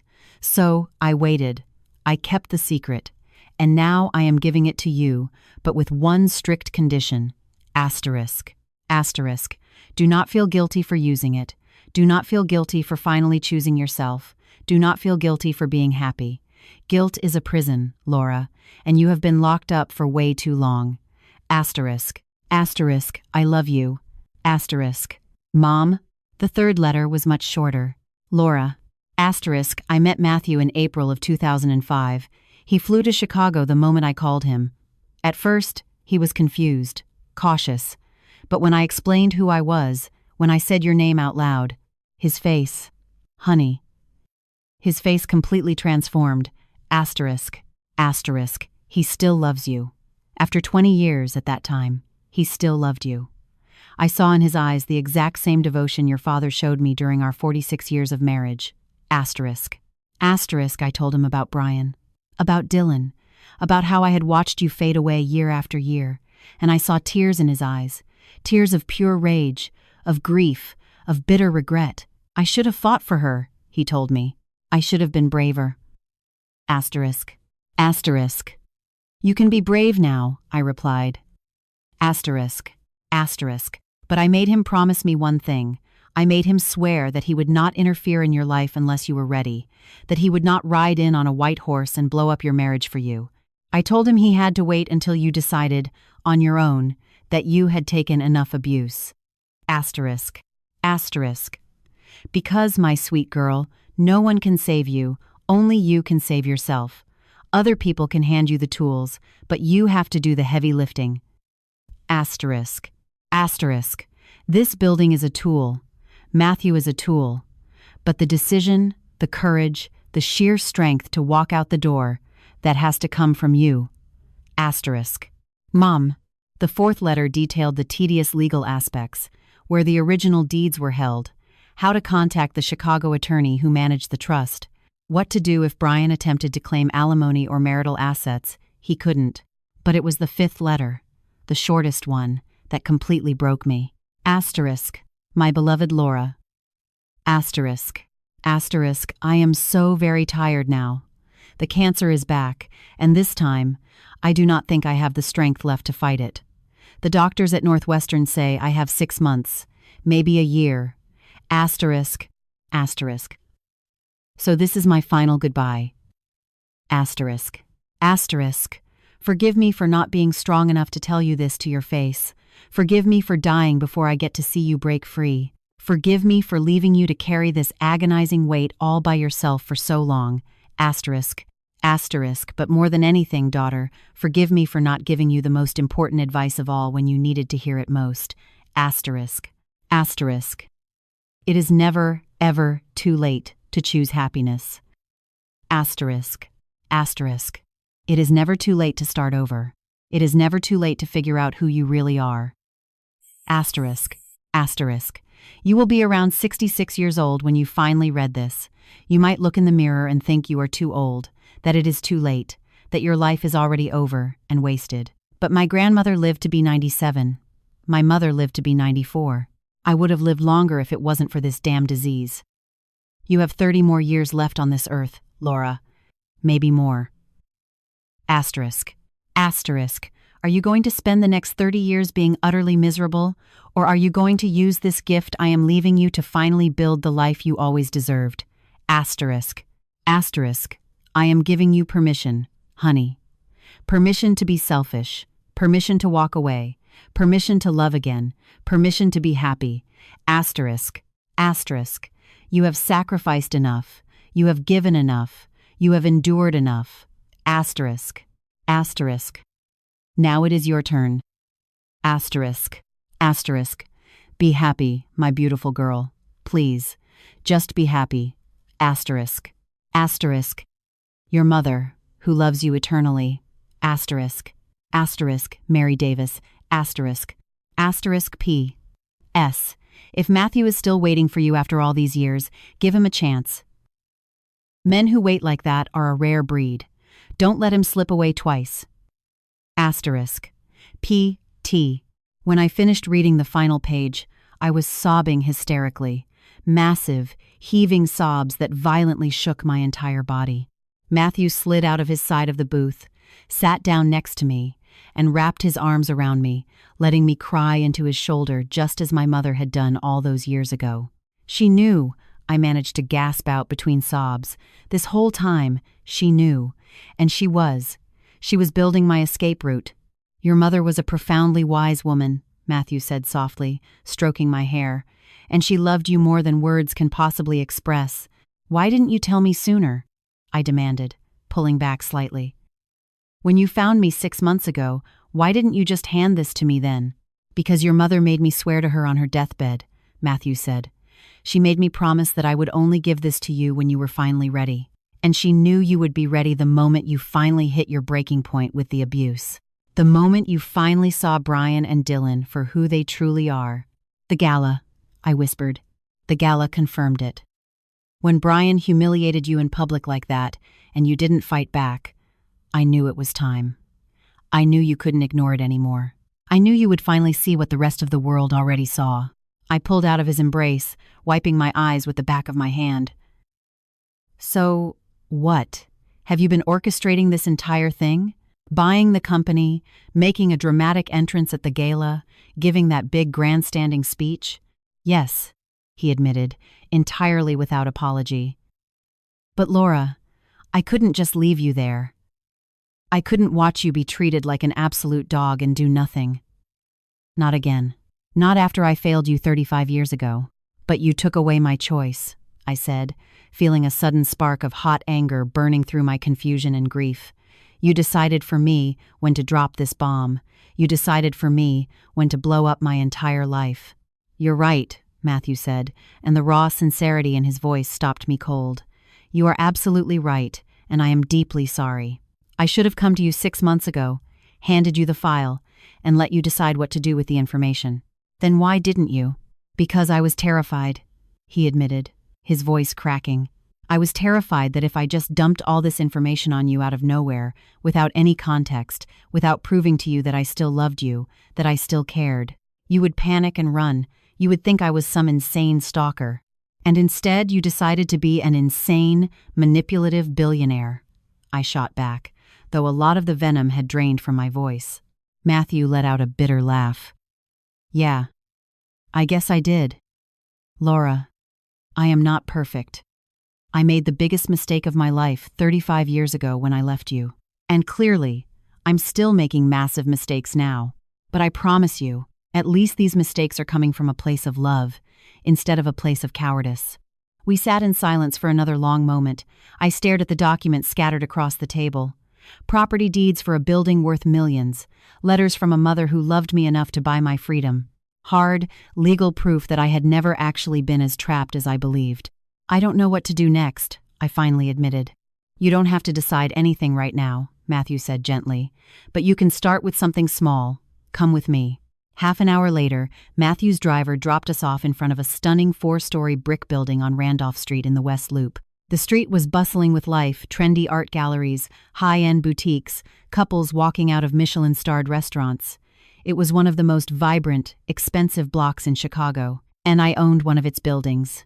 Your mother chose brilliantly, Matthew said, looking up at the facade. This building has tripled its value in the last 15 years alone. And with the Google headquarters moving in nearby, it's only going to skyrocket. The exterior was classic Chicago industrial brick, but it had been beautifully maintained, with black iron balconies and large, loft-style windows. On the ground floor was a high-end designer clothing boutique that was clearly paying a premium commercial lease. The 3 floors above had drawn curtains, clearly occupied apartments. Who lives here? I asked. 3 different families rent the upper units. A young tech couple on the 2nd floor, a family with 2 kids on the 3rd, and a freelance graphic designer on the 4th. They all pay very reasonable, rent-controlled rates. Your mother was adamant that she didn't want to be the kind of slumlord who exploits her tenants. The commercial boutique downstairs pays a massive premium, but the owner is great, pays on time, takes excellent care of the property. If these units are all occupied, where would I live? Matthew smiled. Your mother left explicit instructions for that, too. If you read the lease agreements in the file, you'll see a specific rider. The 4th floor loft must be vacated within 90 days if the landlord requests it. The current tenant, the designer, has known this from day one. He's on a month-to-month lease specifically for this reason. That seems terribly cruel to him. He knew the deal when he signed the paperwork, and your mother made sure he got a massive discount on rent in exchange for the inconvenience. If you decide you want to move in here, he has 90 days to find a new place, and your mother's trust left specific funds to cover his entire security deposit and moving fees for his next apartment. My mother had literally thought of everything. Can I see it? I asked. The 4th floor apartment? Of course. I have the keys. Matthew pulled a set of heavy brass keys from his overcoat pocket. Your mother gave these to me in 2005. I have been holding on to them for 20 years. We walked inside and climbed the stairs. They were old, exposed brick stairwells, the wooden steps slightly worn in the center from decades of use. At each landing, we passed doors with small nameplates, * Torres, Reynolds, J. Martin. Studio. On the 4th floor, Matthew stopped in front of a heavy oak door. For a moment, I just held the brass keys in the palm of my hand. This is real, isn't it? I whispered. I'm not having a psychotic break. It is very, very real, Matthew confirmed. I slid the key into the deadbolt and pushed the door open. The loft was absolutely breathtaking. Massive, 14-foot ceilings with exposed timber beams, original hardwood floors, huge industrial windows that looked out over the glowing Chicago skyline, flooding the space with amber streetlight, a modern, functional kitchen with an island, and a bedroom area that opened out onto a small balcony filled with potted plants. But what actually knocked the wind out of me was the furniture. It wasn't the tenants' minimalist modern furniture. It was furniture I recognized. That's my mother's kitchen table, I said, walking slowly toward a heavy oak table with 4 mismatched chairs, and that armchair that used to sit in our living room on Ashland Avenue. When your mother realized the cancer was terminal, Matthew explained softly from the doorway, she started secretly moving her favorite pieces of furniture into storage and eventually had them moved here. Things she wanted you to have, things that would remind you of exactly where you came from. There were framed photographs on the exposed brick walls, pictures of my family when I was a little girl, my father in his grimy welding uniform, my mother, young and vibrant, smiling in front of a laundromat, my siblings and I playing stickball in the street, and right in the center of the main wall, there was a large, professionally framed photograph. It was from my college graduation at UIC. I was holding my diploma, wearing my cap and gown, smiling with a radiant, unburdened joy that I couldn't even remember feeling. My mother was standing right next to me, looking at me with so much intense pride that it physically hurt to look at it now. Tucked into the corner of the frame was a small index card, my mother's handwriting. Asterisk. Remember who you were, before you forgot who you could be. Asterisk. I collapsed. Every single emotion I had been violently suppressing for the last 3 days, the last 10 years, the last 3 decades, it all exploded out of me at once. I fell to my knees on the hardwood floor and I wailed. I cried for the bright, ambitious girl I had been. I cried for the hollow, terrified woman I had become. I cried for my mother, who had loved me so fiercely that she spent her entire life building me a fortress. I cried for the lost years, the wasted potential, the life I could have lived, and I cried out of sheer, overwhelming relief because for the very first time in 35 years, I had a way out. Matthew let me cry. He didn't try to shush me. He didn't offer empty platitudes. He just walked over, sat down in my mother's old armchair, and waited. When I could finally draw a full breath again, I pulled myself up and sat at the kitchen table. The exact same oak table where I had stayed up until 2 a.m., doing college calculus homework while my mother prepped dinner for the next day. The same table where we had celebrated tiny victories and survived crushing defeats. My mother knew the entire time, I said, my voice hoarse. She knew I wasn't happy. She knew Brian was.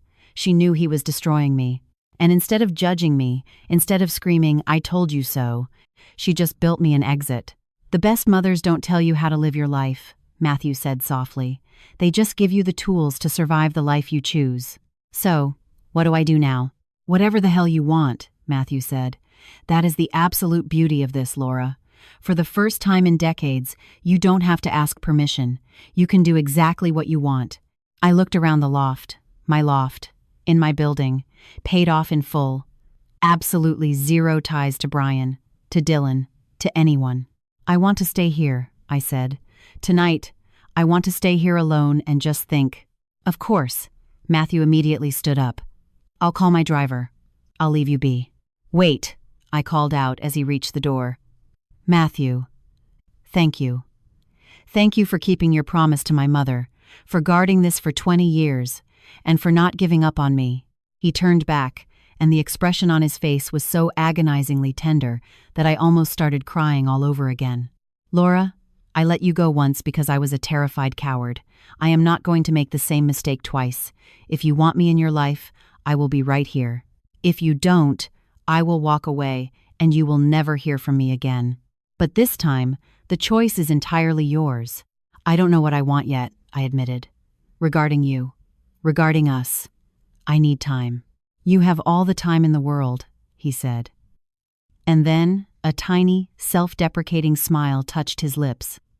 Though, for the record, I have already waited 35 years. What's a few more months? I actually smiled. A real, genuine smile. You are impossible. And you are extraordinary. You always were. You just need to remember it. When the door clicked shut behind him, I was entirely alone in the apartment. Asterisk my times apartment. I walked out onto the balcony and looked down at Randolph Street. Young couples walking hand in hand, tourists taking photos of restaurants, the vibrant hum of the city. And for the very first time in 35 years, I felt a sensation I thought had died forever. I felt hope. I spent 3 full days hiding in the West Loop loft before Brian finally tracked me down.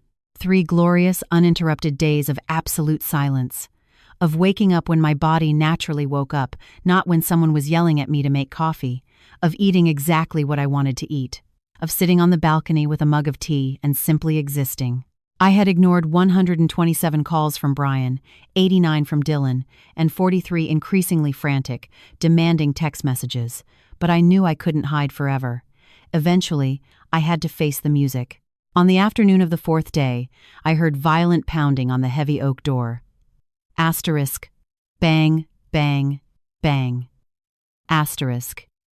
It was the kind of aggressive knocking designed to intimidate. "Laura, I know you're in there. Open this goddamn door." It was Brian. But his voice sounded different, less tightly controlled corporate executive, more panicked and desperate. I took a deep breath. Matthew had given me the business card of his personal attorney, Richard Sterling, one of the most ruthless, high-powered divorce lawyers in Chicago. I had called Richard yesterday. He had spent 2 hours on the phone with me, advising me exactly how to handle this exact moment. I unlocked the deadbolt and pulled the door open. Brian looked terrible.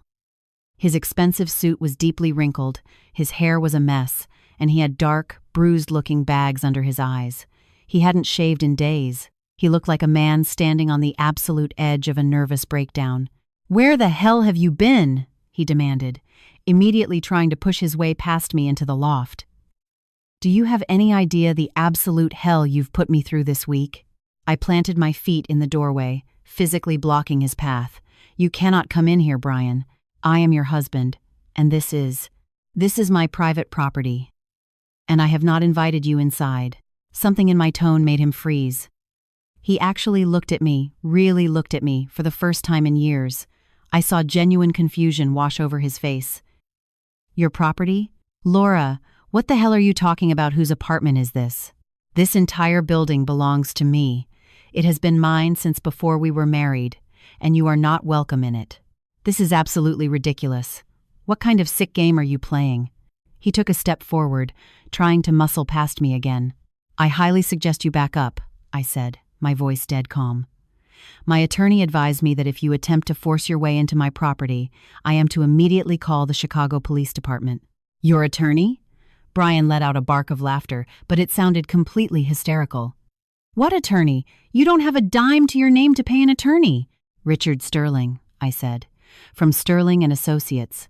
Perhaps you've heard of him." I watched the recognition hit Brian like a freight train. Of course he had heard of Richard Sterling. Sterling was the most expensive, bloodthirsty corporate and divorce attorney in the state of Illinois. That's impossible. "How the hell are you paying Richard Sterling's retainer?" "Sit down, Brian," I said, pointing to the wooden stairs in the hallway. "We need to have a conversation." "I am not going to sit on the goddamn stairs like a—" "Then stand. I really don't care. But you are going to shut your mouth and listen to what I have to say." Something in my posture must have communicated that I was not bluffing, because after a long, tense standoff, Brian slumped heavily onto the top stair. I remained standing in the doorway. For the first time in 35 years, I was physically looking down at him. "First," I began, my voice steadier than I ever thought possible. "This entire building belongs to me. It was purchased by my mother in 1970 and left to me in a blind trust. It is currently appraised at roughly $3 million. You have been married to me for 35 years, and you never had a clue." Brian just stared at me, his jaw slack. "Second," I continued smoothly, "I have decided that I want a divorce. Laura, stop being ridiculous. Are you having some sort of psychotic midlife crisis?" "Midlife crisis?" I let out a harsh, bitter laugh. "Brian, I am 66 years old. This isn't a midlife crisis. This is the waking up from a lifelong coma."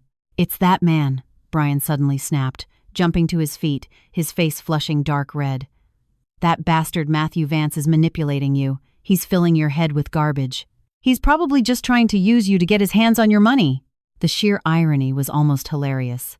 "Brian, the man is a billionaire.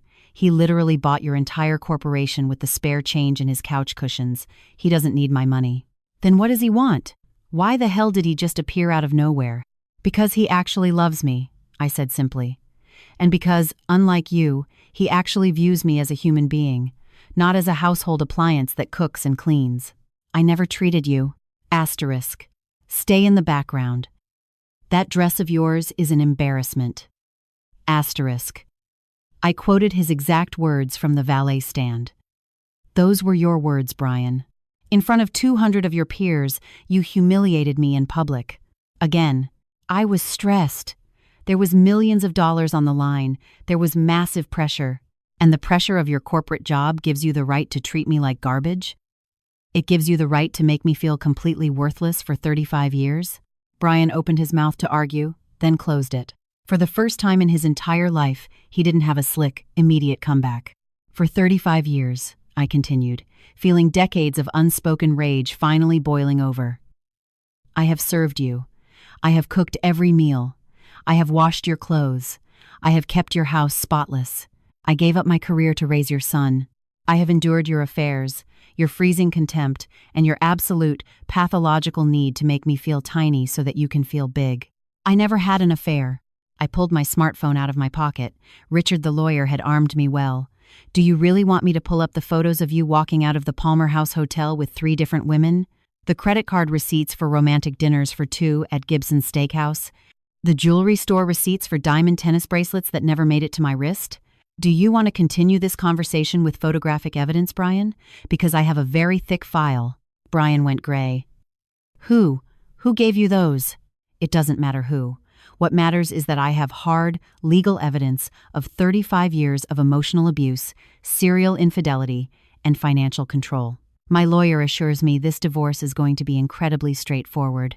"You can't leave me," Brian said, and for the very first time, he genuinely sounded terrified. "Laura, I need you." "Do you need times me asterisk, Brian? Or do you just need a maid you don't have to pay?" "That isn't fair." "Fair?" My voice cracked like a whip in the empty stairwell. "You want to talk about what's times fair, asterisk? Is it fair that I was forced to quit my career because you demanded it? Is it fair that I haven't had my name on a single bank account in 30 years? Is it fair that you handed me a monthly grocery allowance like I was a child? Is it fair that on my 60th birthday, my own husband and son didn't even bother to show up to dinner? That was just a mistake." "It wasn't a mistake, Brian. It was a pattern. A 35-year pattern of making me entirely invisible." Brian ran his hands through his messy hair. Okay, fine. I made mistakes. I screwed up. But I can change, Laura. We can go to marriage counseling. I can. I don't want you to change, Brian. It is way too late for that." "Why? Because some billionaire showed up promising you a fairy tale?" "No," I said firmly, "because I finally realized what my own worth is, and it turns out I am worth a hell of a lot more than you ever made me feel." "Laura, please." Brian stepped forward, holding his hands out pleadingly. "You cannot do this. Think about my career. What are the partners going to say? My reputation." I slapped his hands away. "And there it is. There's your real concern. Not how I feel.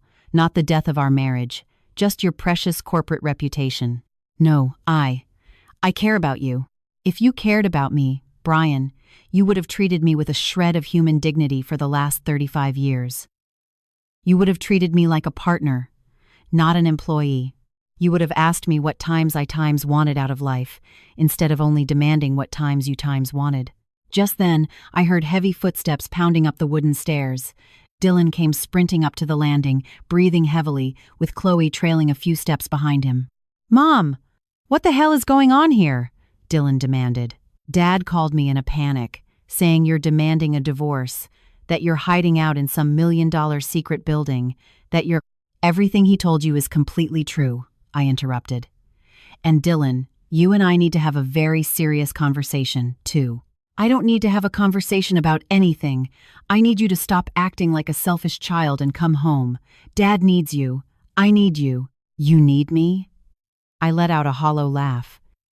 "Dylan, When was the last time you treated me like you actually needed me? When was the last time you spoke to me with a single ounce of respect?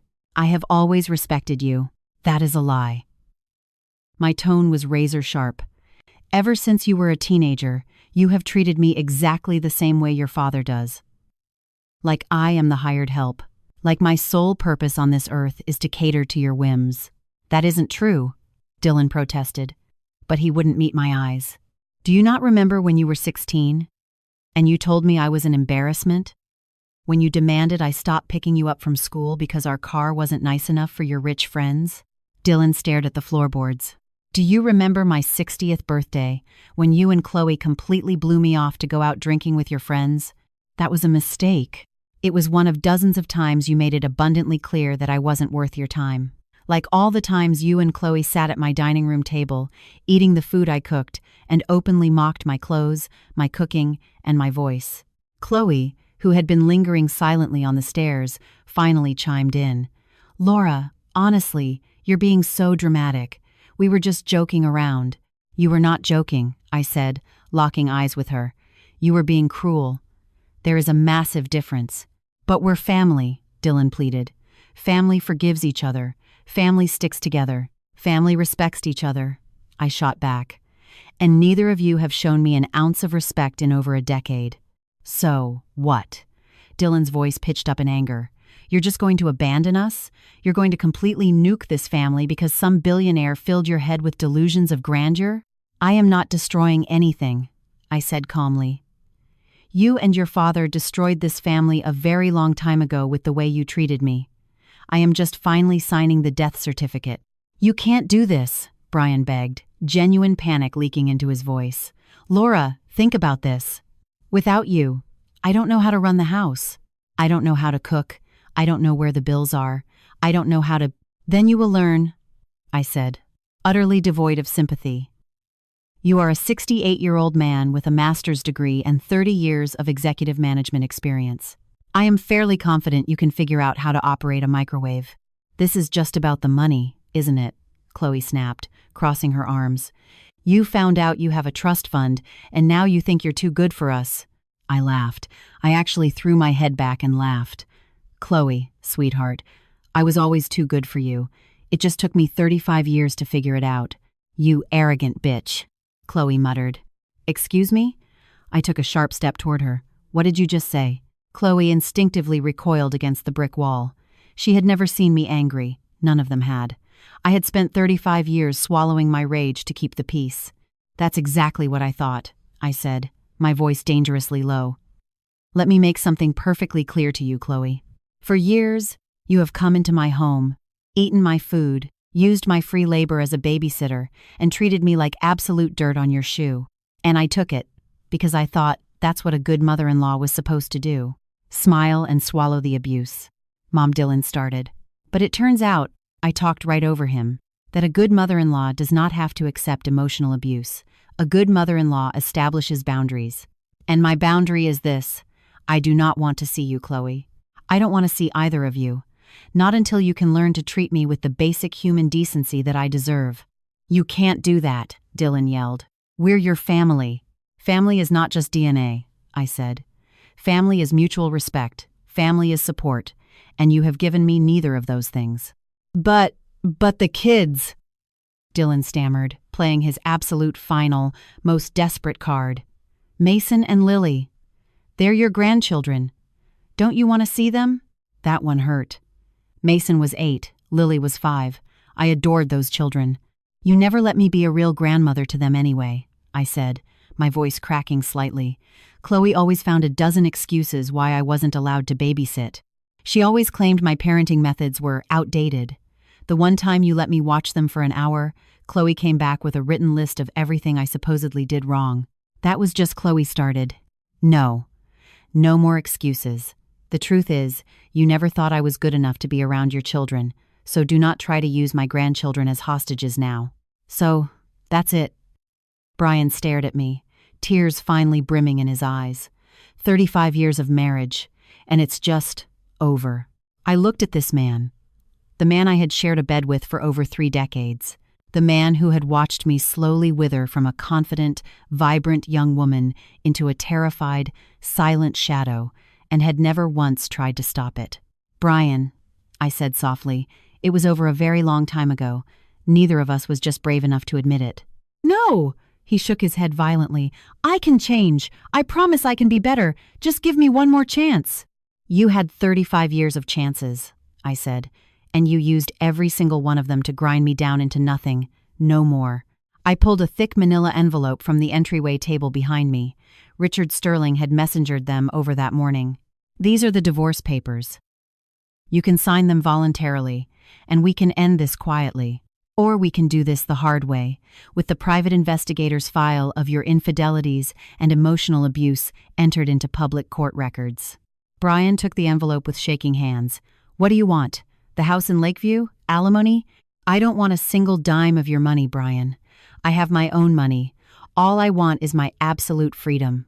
"This is going to destroy my reputation," he whispered, staring at the envelope. "Everyone at the firm is going to know." "They already know," I said. "Matthew Vance made sure of that. Everyone at that gala saw exactly how you treat me. Everyone heard what he said about the way you talk about me." Brian closed his eyes, and a single tear rolled down his cheek. "I have lost everything." "No," I corrected him. "You lost a woman who genuinely loved you, a woman who would have walked through fire for you. But you threw that away a long time ago. You're just finally noticing it now." The next few months were simultaneously the most excruciating and the most liberating months of my entire life. Brian signed the divorce papers after 2 weeks. His corporate lawyer attempted to fight it, arguing that Brian was entitled to half the equity in the West Loop building. Richard Sterling absolutely obliterated him in mediation. The building was purchased in 1970, placed in an irrevocable trust, and entirely funded by my mother's money. Under Illinois law, Brian didn't have a leg to stand on. The divorce was finalized in 4 months, incredibly fast for Cook County, but Richard had powerful friends in the court system. Dylan tried to call me 8 times in the first month. I let every single call go straight to voicemail. I listened to the messages later in the dark. The first few were furious, accusing me of destroying the family and abandoning him. The middle messages were highly manipulative, weaponizing the grandchildren and family loyalty. The final messages were different, confused, hesitant, as if he was finally, genuinely starting to question his own behavior. I didn't respond to a single one. Chloe stopped trying entirely after week 2. As for me, I began the slow, agonizing, beautiful work of figuring out exactly who Laura was when she wasn't Brian's wife. I moved completely into the West Loop loft. Every morning, I woke up in the bed that had been my mother's, stared up at the exposed timber beams, and reminded myself, asterisk, this is real. You are safe. You are free. Asterisk. I found a high-end salon in the Gold Coast and had them chop off my drab, stringy gray hair into a sharp, modern bob that framed my face perfectly.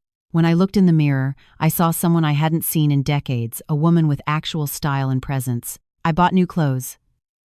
Not insanely expensive designer labels. I wasn't trying to impress the corporate wives anymore, but clothes that I actually liked. Brightly colored dresses that Brian had always sneered were too flashy, well-fitting jeans, comfortable leather boots, a vibrant red wool coat that made me smile every time I caught my reflection in a storefront window. I started walking around Chicago again. I explored neighborhoods I hadn't visited since college. I sat in independent coffee shops and read novels. Books that I chose, not the dense biographies Brian insisted were the only things worth reading. And slowly, very slowly, I began to reconnect with the world. Rachel, my old best friend from UIC, burst into tears when I called her out of the blue after 25 years. "Laura? Oh my God, I thought you were dead," she gasped over the phone. "I tried to call you so many times over the years, but Brian always picked up and said you were too busy to talk or that you'd call me back." "I'm so sorry," I said, fighting back tears. I was lost for a long time. "But you're found now," she said fiercely. "Get down here. Let's get lunch. We have 30 years of gossip to catch up on." We met at a bistro in Lincoln Park. Rachel was 67 now, her hair completely silver, deep laugh lines etched around her eyes. She was a retired literature professor at DePaul. She had divorced her husband 15 years ago, raised 3 kids, and now had 5 grandkids. "Look at you," she said, reaching across the table to grip my hands. "Laura, you look completely free." I laughed. "I feel free." I told her everything. 35 years of trauma condensed into a 3-hour lunch. The suffocating marriage to Brian, the way I had let myself shrink, the miracle of my mother's hidden building, the shocking reappearance of Matthew Vance, the brutal divorce. Rachel listened to every word without interrupting once. When I finally finished, she squeezed my hands. "Do you know what the saddest part of that story is? That we lost 30 years of our friendship because your husband systematically isolated you from your support system." "I know. And do you know what the most beautiful part is? That despite everything he did to crush you, you survived. You are 10 times stronger than that pathetic man could ever hope to be." We started meeting for lunch every single week. Rachel slowly introduced me to her circle of friends, a group of fiercely independent women in their 60s and 70s, all carrying their own stories of survival. Divorcee, widows, women who had never married. Women who had built massive, fulfilling lives entirely on their own terms. For the first time in decades, I had a tribe. I also started thinking about working again. "What do you actually want to do?" Matthew asked me during one of our weekly coffees. We had established a strict routine. Every Wednesday at 10 a.m. we met for coffee at the shop in Old Town. We talked about everything and nothing. He told me about the steel company, about the chaotic politics of corporate Chicago, about his daughters Sophie and Emma in Boston. I told him about my rediscovery of the city, about my new friends, about the books I was reading. But we maintained incredibly firm boundaries. It was not a romance, it was a friendship. I desperately needed time to just be Laura before I could ever be Laura with somebody else. Matthew understood that, and he never pushed. "I don't know," I admitted, staring into my latte. "I have a degree in accounting, but it's been almost 30 years. The entire financial world has changed." "The software has changed," Matthew corrected. "Everything is digital now. But the core principles of money are exactly the same. And I have an idea." "Oh boy, another billionaire scheme?" He chuckled. "Hear me out. There are thousands of women in this city exactly like you. Women who sacrifice their careers to raise families. Women who are suddenly thrust back into the real world after a brutal divorce or the death of a spouse. Women who have absolutely no idea how to navigate their own finances because their husbands controlled every penny." I leaned forward, suddenly intrigued. "You should start a financial consulting firm, specifically for older women, not just crunching numbers, but actual empowerment. Teaching them how to read bank statements, how to understand investments, helping them realize their own economic power." The idea struck something deep and dormant inside my chest. That actually makes a lot of sense. "I have connections with several women's advocacy groups in Chicago. I can introduce you. And Richard Sterling told me yesterday he's been looking for a financial advisor to refer his female divorce clients to. Women who are getting massive settlements but have no idea how to manage the money." And so, at 66 years old, I went back to work. I registered an LLC. I called it Times Finances with Dignity *. At first, it was just me, sitting at my mother's oak table in the West Loop loft, armed with a new MacBook and a terrifying amount of determination. My very first client was a 8-year-old woman named Anna, who was navigating a horrific divorce after 32 years of marriage to a surgeon. "I don't understand any of this," she wept, sitting at my kitchen table, a mountain of intimidating legal documents and bank statements spread between us. "My husband always handled the accounts. I don't know what we own. I don't know what our debts are. I know nothing." "It's okay," I said, placing a comforting hand over hers. "We are going to figure it out together." We spent 4 hours untangling her finances. I taught her how to read a consolidated brokerage statement. I explained how her husband's pension worked. We calculated exactly what she would need in alimony to live comfortably and independently. By the end of the session, Anna had tears in her eyes, but she wasn't crying from fear anymore. "Thank you," she said, gripping my hands, "not just for explaining the numbers. Thank you for treating me like I'm intelligent. My husband always acted like I was too stupid to understand money." "You are not stupid," I told her fiercely. "You just were never given the opportunity to learn. You have that opportunity now." Word of mouth spread like wildfire. Anna referred her sister. Her sister referred 2 friends from her country club. Richard Sterling started funneling his most vulnerable divorce clients directly to me. Within 3 months, I had 20 regular clients. Within 6 months, I had to rent a small office space in the Loop and hire a junior assistant to handle the paperwork. I wasn't building a billion-dollar empire. I wasn't going to rival Matthew Vance. But I was doing something deeply, profoundly meaningful. I was helping terrified women discover their financial worth, and in the process, their self-worth. And I was finally finding my own again. It was late March, 5 months after the divorce was finalized, when the intercom buzzer in my loft rang at 9 p.m. I walked over to the video monitor cautiously. It was Dylan. He was standing on the sidewalk alone.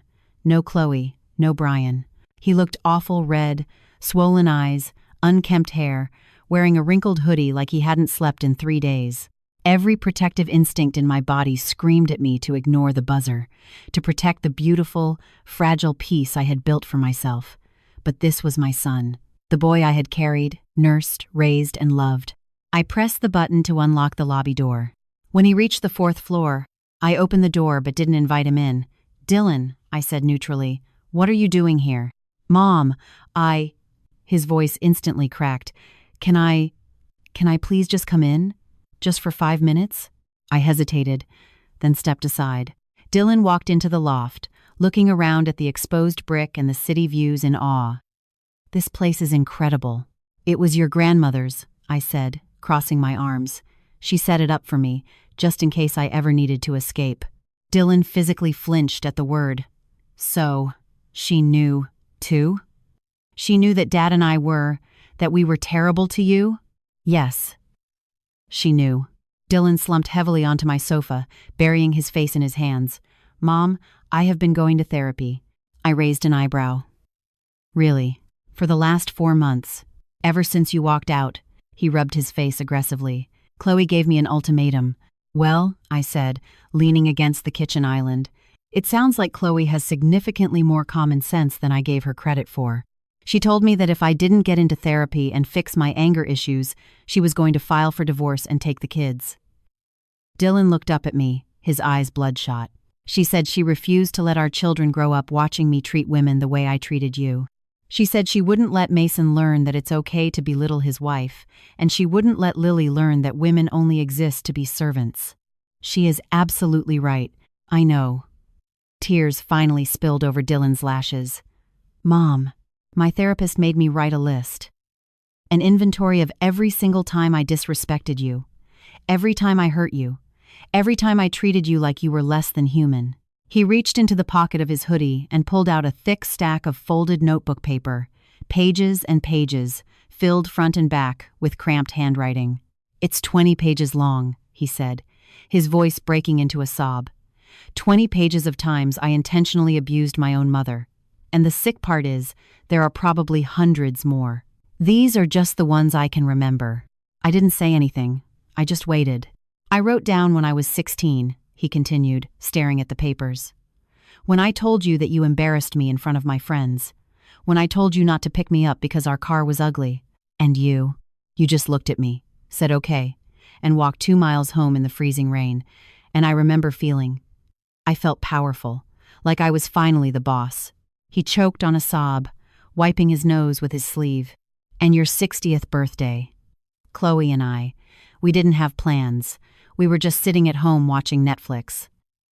We didn't go because going would have meant acknowledging that you mattered. And we had decided that you didn't.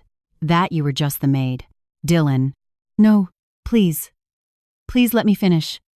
I need to say this out loud." He took a deep, shuddering breath. "You were right. About everything. I learned it from Dad. I watched him treat you like garbage my entire life, and I learned that wives are just accessories, that mothers are just unpaid staff, that women aren't actually full people." He dropped the papers on the coffee table and covered his face again. The other day, Chloe asked Mason to pick up his Legos in the living room. And Mason looked at his mother and said, "No." "Cleaning up is women's work." A cold chill ran down my spine. "I was about to laugh," Dylan whispered, horrified by his own admission. I was literally about to pat him on the back, exactly the way Dad used to do with me. But then I saw Chloe's face, the absolute pure horror in her eyes. And she looked at me and said, "This is what you taught him. This is what you modeled for him. Is this the kind of man you want him to be?" Dylan looked up at me, his face completely shattered. And I realized I was building a carbon copy of myself. Another man who would eventually destroy his wife, exactly the way I destroyed you, exactly the way Dad destroyed you. He slid off the couch and onto his knees on the hardwood floor. "Mom, I am so sorry. I am so unbelievably sorry. I don't have any excuses. I can't just blame Dad. I can't blame society. I made the active choice to treat you like dirt every single day. And I am so disgusted with myself I can barely breathe." The loft was dead silent, save for the sound of my son weeping on the floor and the distant wail of a siren down on Randolph Street. "I don't expect you to forgive me," he finally whispered. "I don't even expect you to ever want to see me again. I needed to tell you this. I needed you to know that I finally see it. I finally understand the monster I was, and I am going to spend the rest of my life trying to be a better man. Not to win you back, but just because it is the right thing to do." I looked down at my son, this 38-year-old corporate executive who had caused me unimaginable pain, but who was finally, painfully, dragging himself out of the toxic cycle he had been raised in. "Do you know what the hardest part of the last 10 years was?" I asked softly, walking around the kitchen island. "It wasn't your father's abuse. That was horrific, yes. But the hardest part was watching you, the little boy I rocked to sleep, the boy I loved more than my own life, grow up to treat me the exact same way.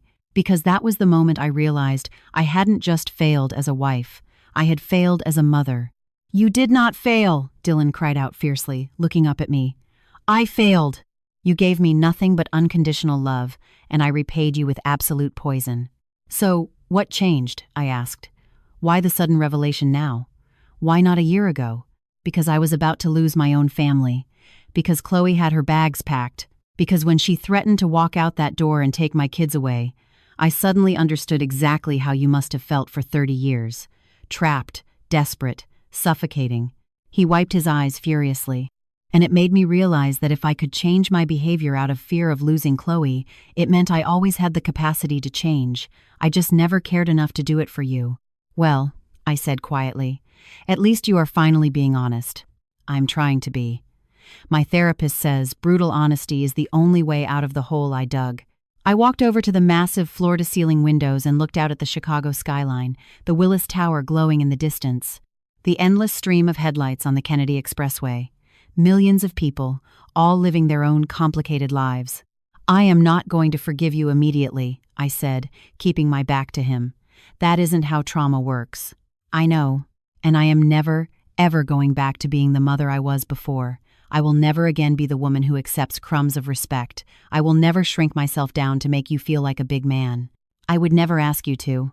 If you want to have any kind of relationship with me," I said, finally turning around to face him, "it will be entirely on my terms. Absolute mutual respect. Ironclad boundaries. And the very first second I feel you slipping back into your father's toxic patterns, I will walk out the door, and I will never come back." "I accept those terms," Dylan said immediately, nodding emphatically. "Completely. And Chloe? She accepts them too. She desperately wants to apologize to you in person for the way she treated you. But she thought I needed to come here and face you alone first." "Tell her I am willing to listen," I said. "But just like with you, there will be no instant forgiveness. Trust has to be earned back, drop by drop." "I understand. We both do." Dylan slowly got to his feet. He looked exhausted, but somehow lighter. Can I hug you?" I hesitated. Then, I closed the distance between us. I wrapped my arms around my son, and he buried his face in my shoulder, crying just like he did when he was a toddler who had scraped his knee. "I'm so sorry, Mom," he whispered into my hair. "I am so sorry." "I know," I said, rubbing his back. "And Dylan, I am proud of you." He pulled back, looking genuinely shocked. "What? Why?" "Because going to therapy, facing the darkest parts of yourself, and actually admitting you were the villain, that takes courage. It takes far more courage than your father has ever possessed. Have you heard about Dad? He asked hesitantly. No. What about him? He's not doing well. He's still living in the Lakeview apartment, but he's drinking heavily. He lost his job at Great Lakes. Well, technically he was forced into early retirement, but Matthew Vance made it very clear he was being pushed out. That brings me no joy to hear, I said honestly. Me neither. But Mom, he still blames everyone except himself. He blames you for abandoning him. He blames Matthew Vance for stealing you. He blames the economy, the corporate culture. He hasn't apologized once. He hasn't even admitted he did anything wrong. That is his cross to bear, I said firmly. It is no longer my responsibility to fix him. I know. I wanted you to know. I walked Dylan to the front door. Before he stepped out into the hallway, he turned back. Can we try this slowly? Maybe get a coffee once every couple of weeks, just talk? I thought about it. Once a month, I said, to start. And if that goes well, we can negotiate more. Thank you, Mom. That's more than I deserve. You're probably right, I agreed, offering a small smile. But this isn't about what you deserve. It's about giving real change a chance. A full year passed before Matthew and I finally kissed.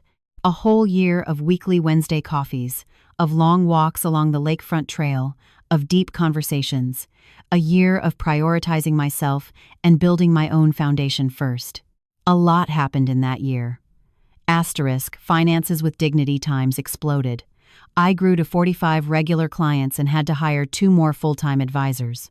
Dylan and I slowly, painstakingly rebuilt our relationship. Monthly coffee turned into bi-weekly lunches.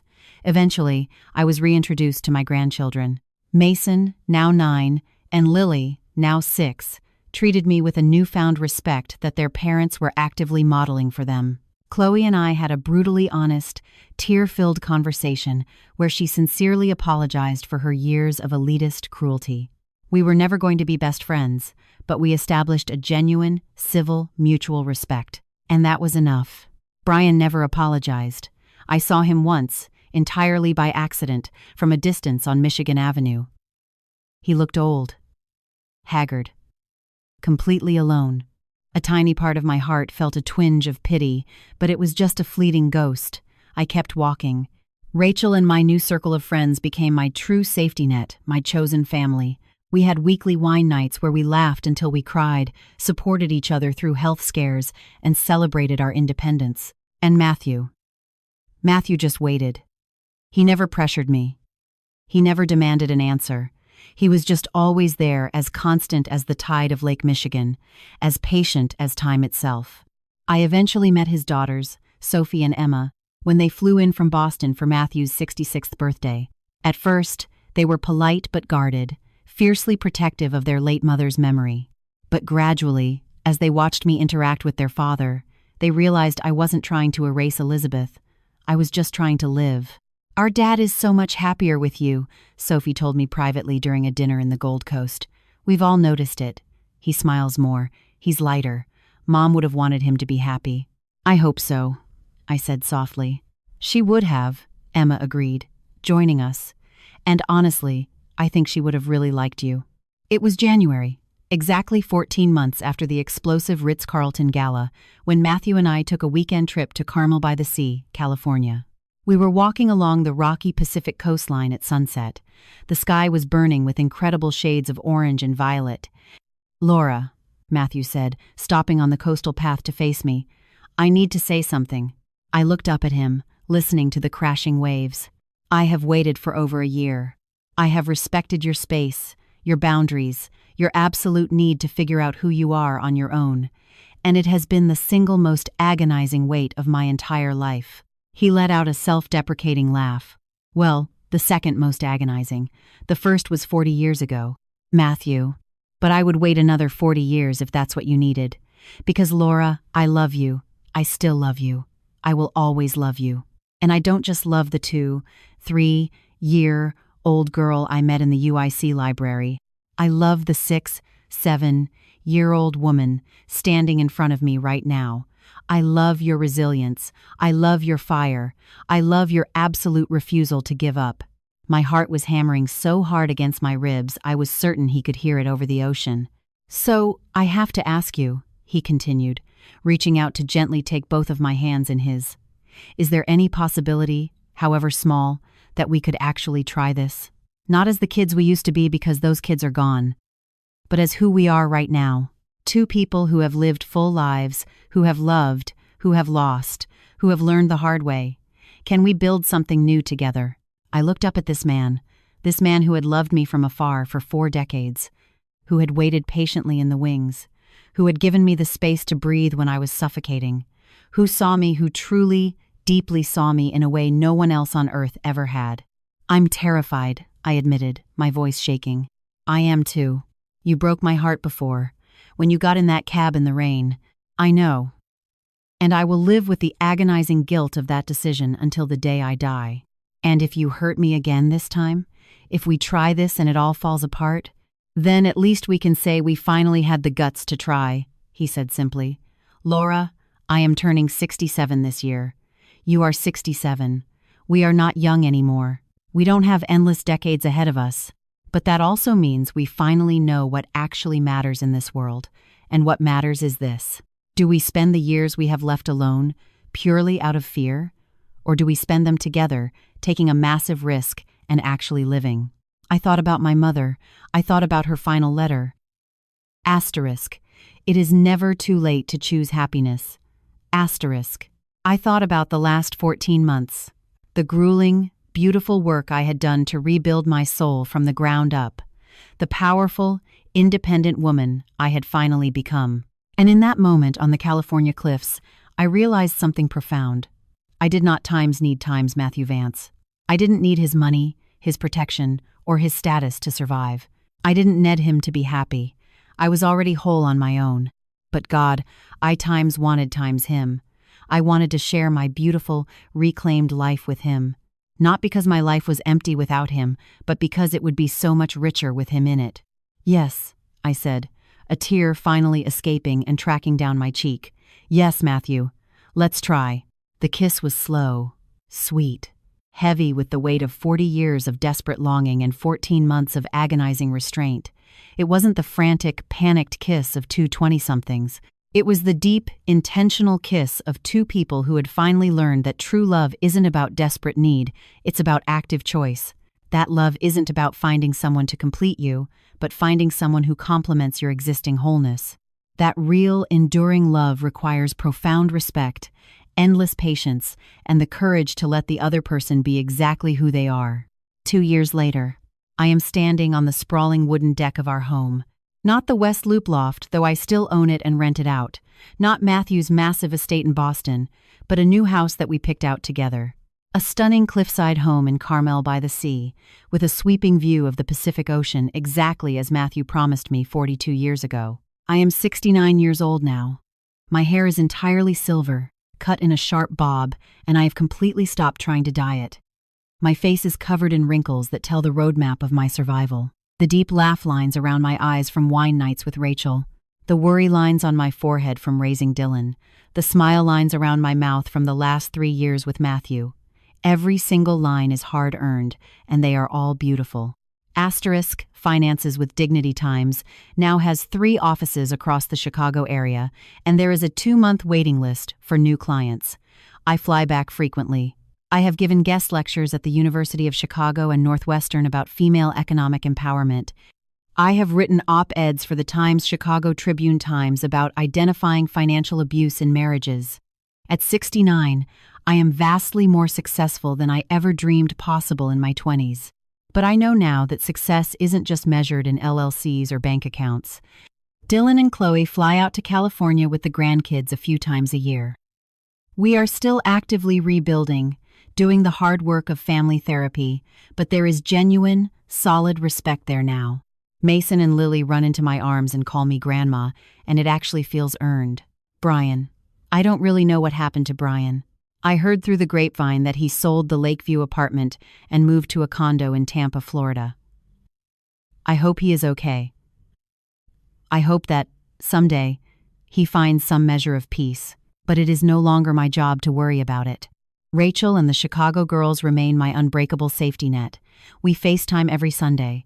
Sophie and Emma treat me like a stepmother, in the absolute best, most modern sense of the word. I am not replacing Elizabeth, but there is a permanent seat for me at their holiday tables. The sliding glass door opens, and Matthew walks out onto the deck holding 2 glasses of Napa Valley Cabernet. He hands one to me and steps up behind me, wrapping his arms around my waist, resting his chin on my shoulder as we look out at the moon reflecting off the dark Pacific water. "What are you thinking about so intensely?" he murmurs against my neck. "I'm thinking about the fact that I am 69 years old, and I am happier in this exact moment than I have ever been in my entire life." "Any regrets?" "A few," I admit, leaning back against his chest. "I regret the lost years. I regret not realizing my own worth sooner. I regret not packing my bags and walking out on Brian 20 years ago. But, I also know that surviving those brutal years taught me something invaluable. They taught me exactly what I am worth. They taught me that I can survive the absolute worst and still rebuild. They taught me that it is never, ever too late to start over." Matthew turns me around and kisses my forehead. "You are the strongest woman I have ever met, Laura." "No," I smile, looking up into those same hazel eyes I fell in love with at 23. "I'm just a woman who finally woke up." We stand there on our deck, listening to the rhythm of the ocean. And I think of my mother. I think of how she loved me enough to meticulously build me an escape hatch, how she believed in my strength long before I believed in it myself, how she knew, even as she was taking her final breaths, that her daughter would eventually find her way out of the dark. Asterisk, I miss you, Mom. Asterisk, I whisper silently into the salty California wind. Asterisk, but I am finally happy. I am finally me. And as the ocean breeze sweeps across the deck, rustling the trees and carrying the scent of the sea, I swear to God I can feel her answer. Asterisk, I know.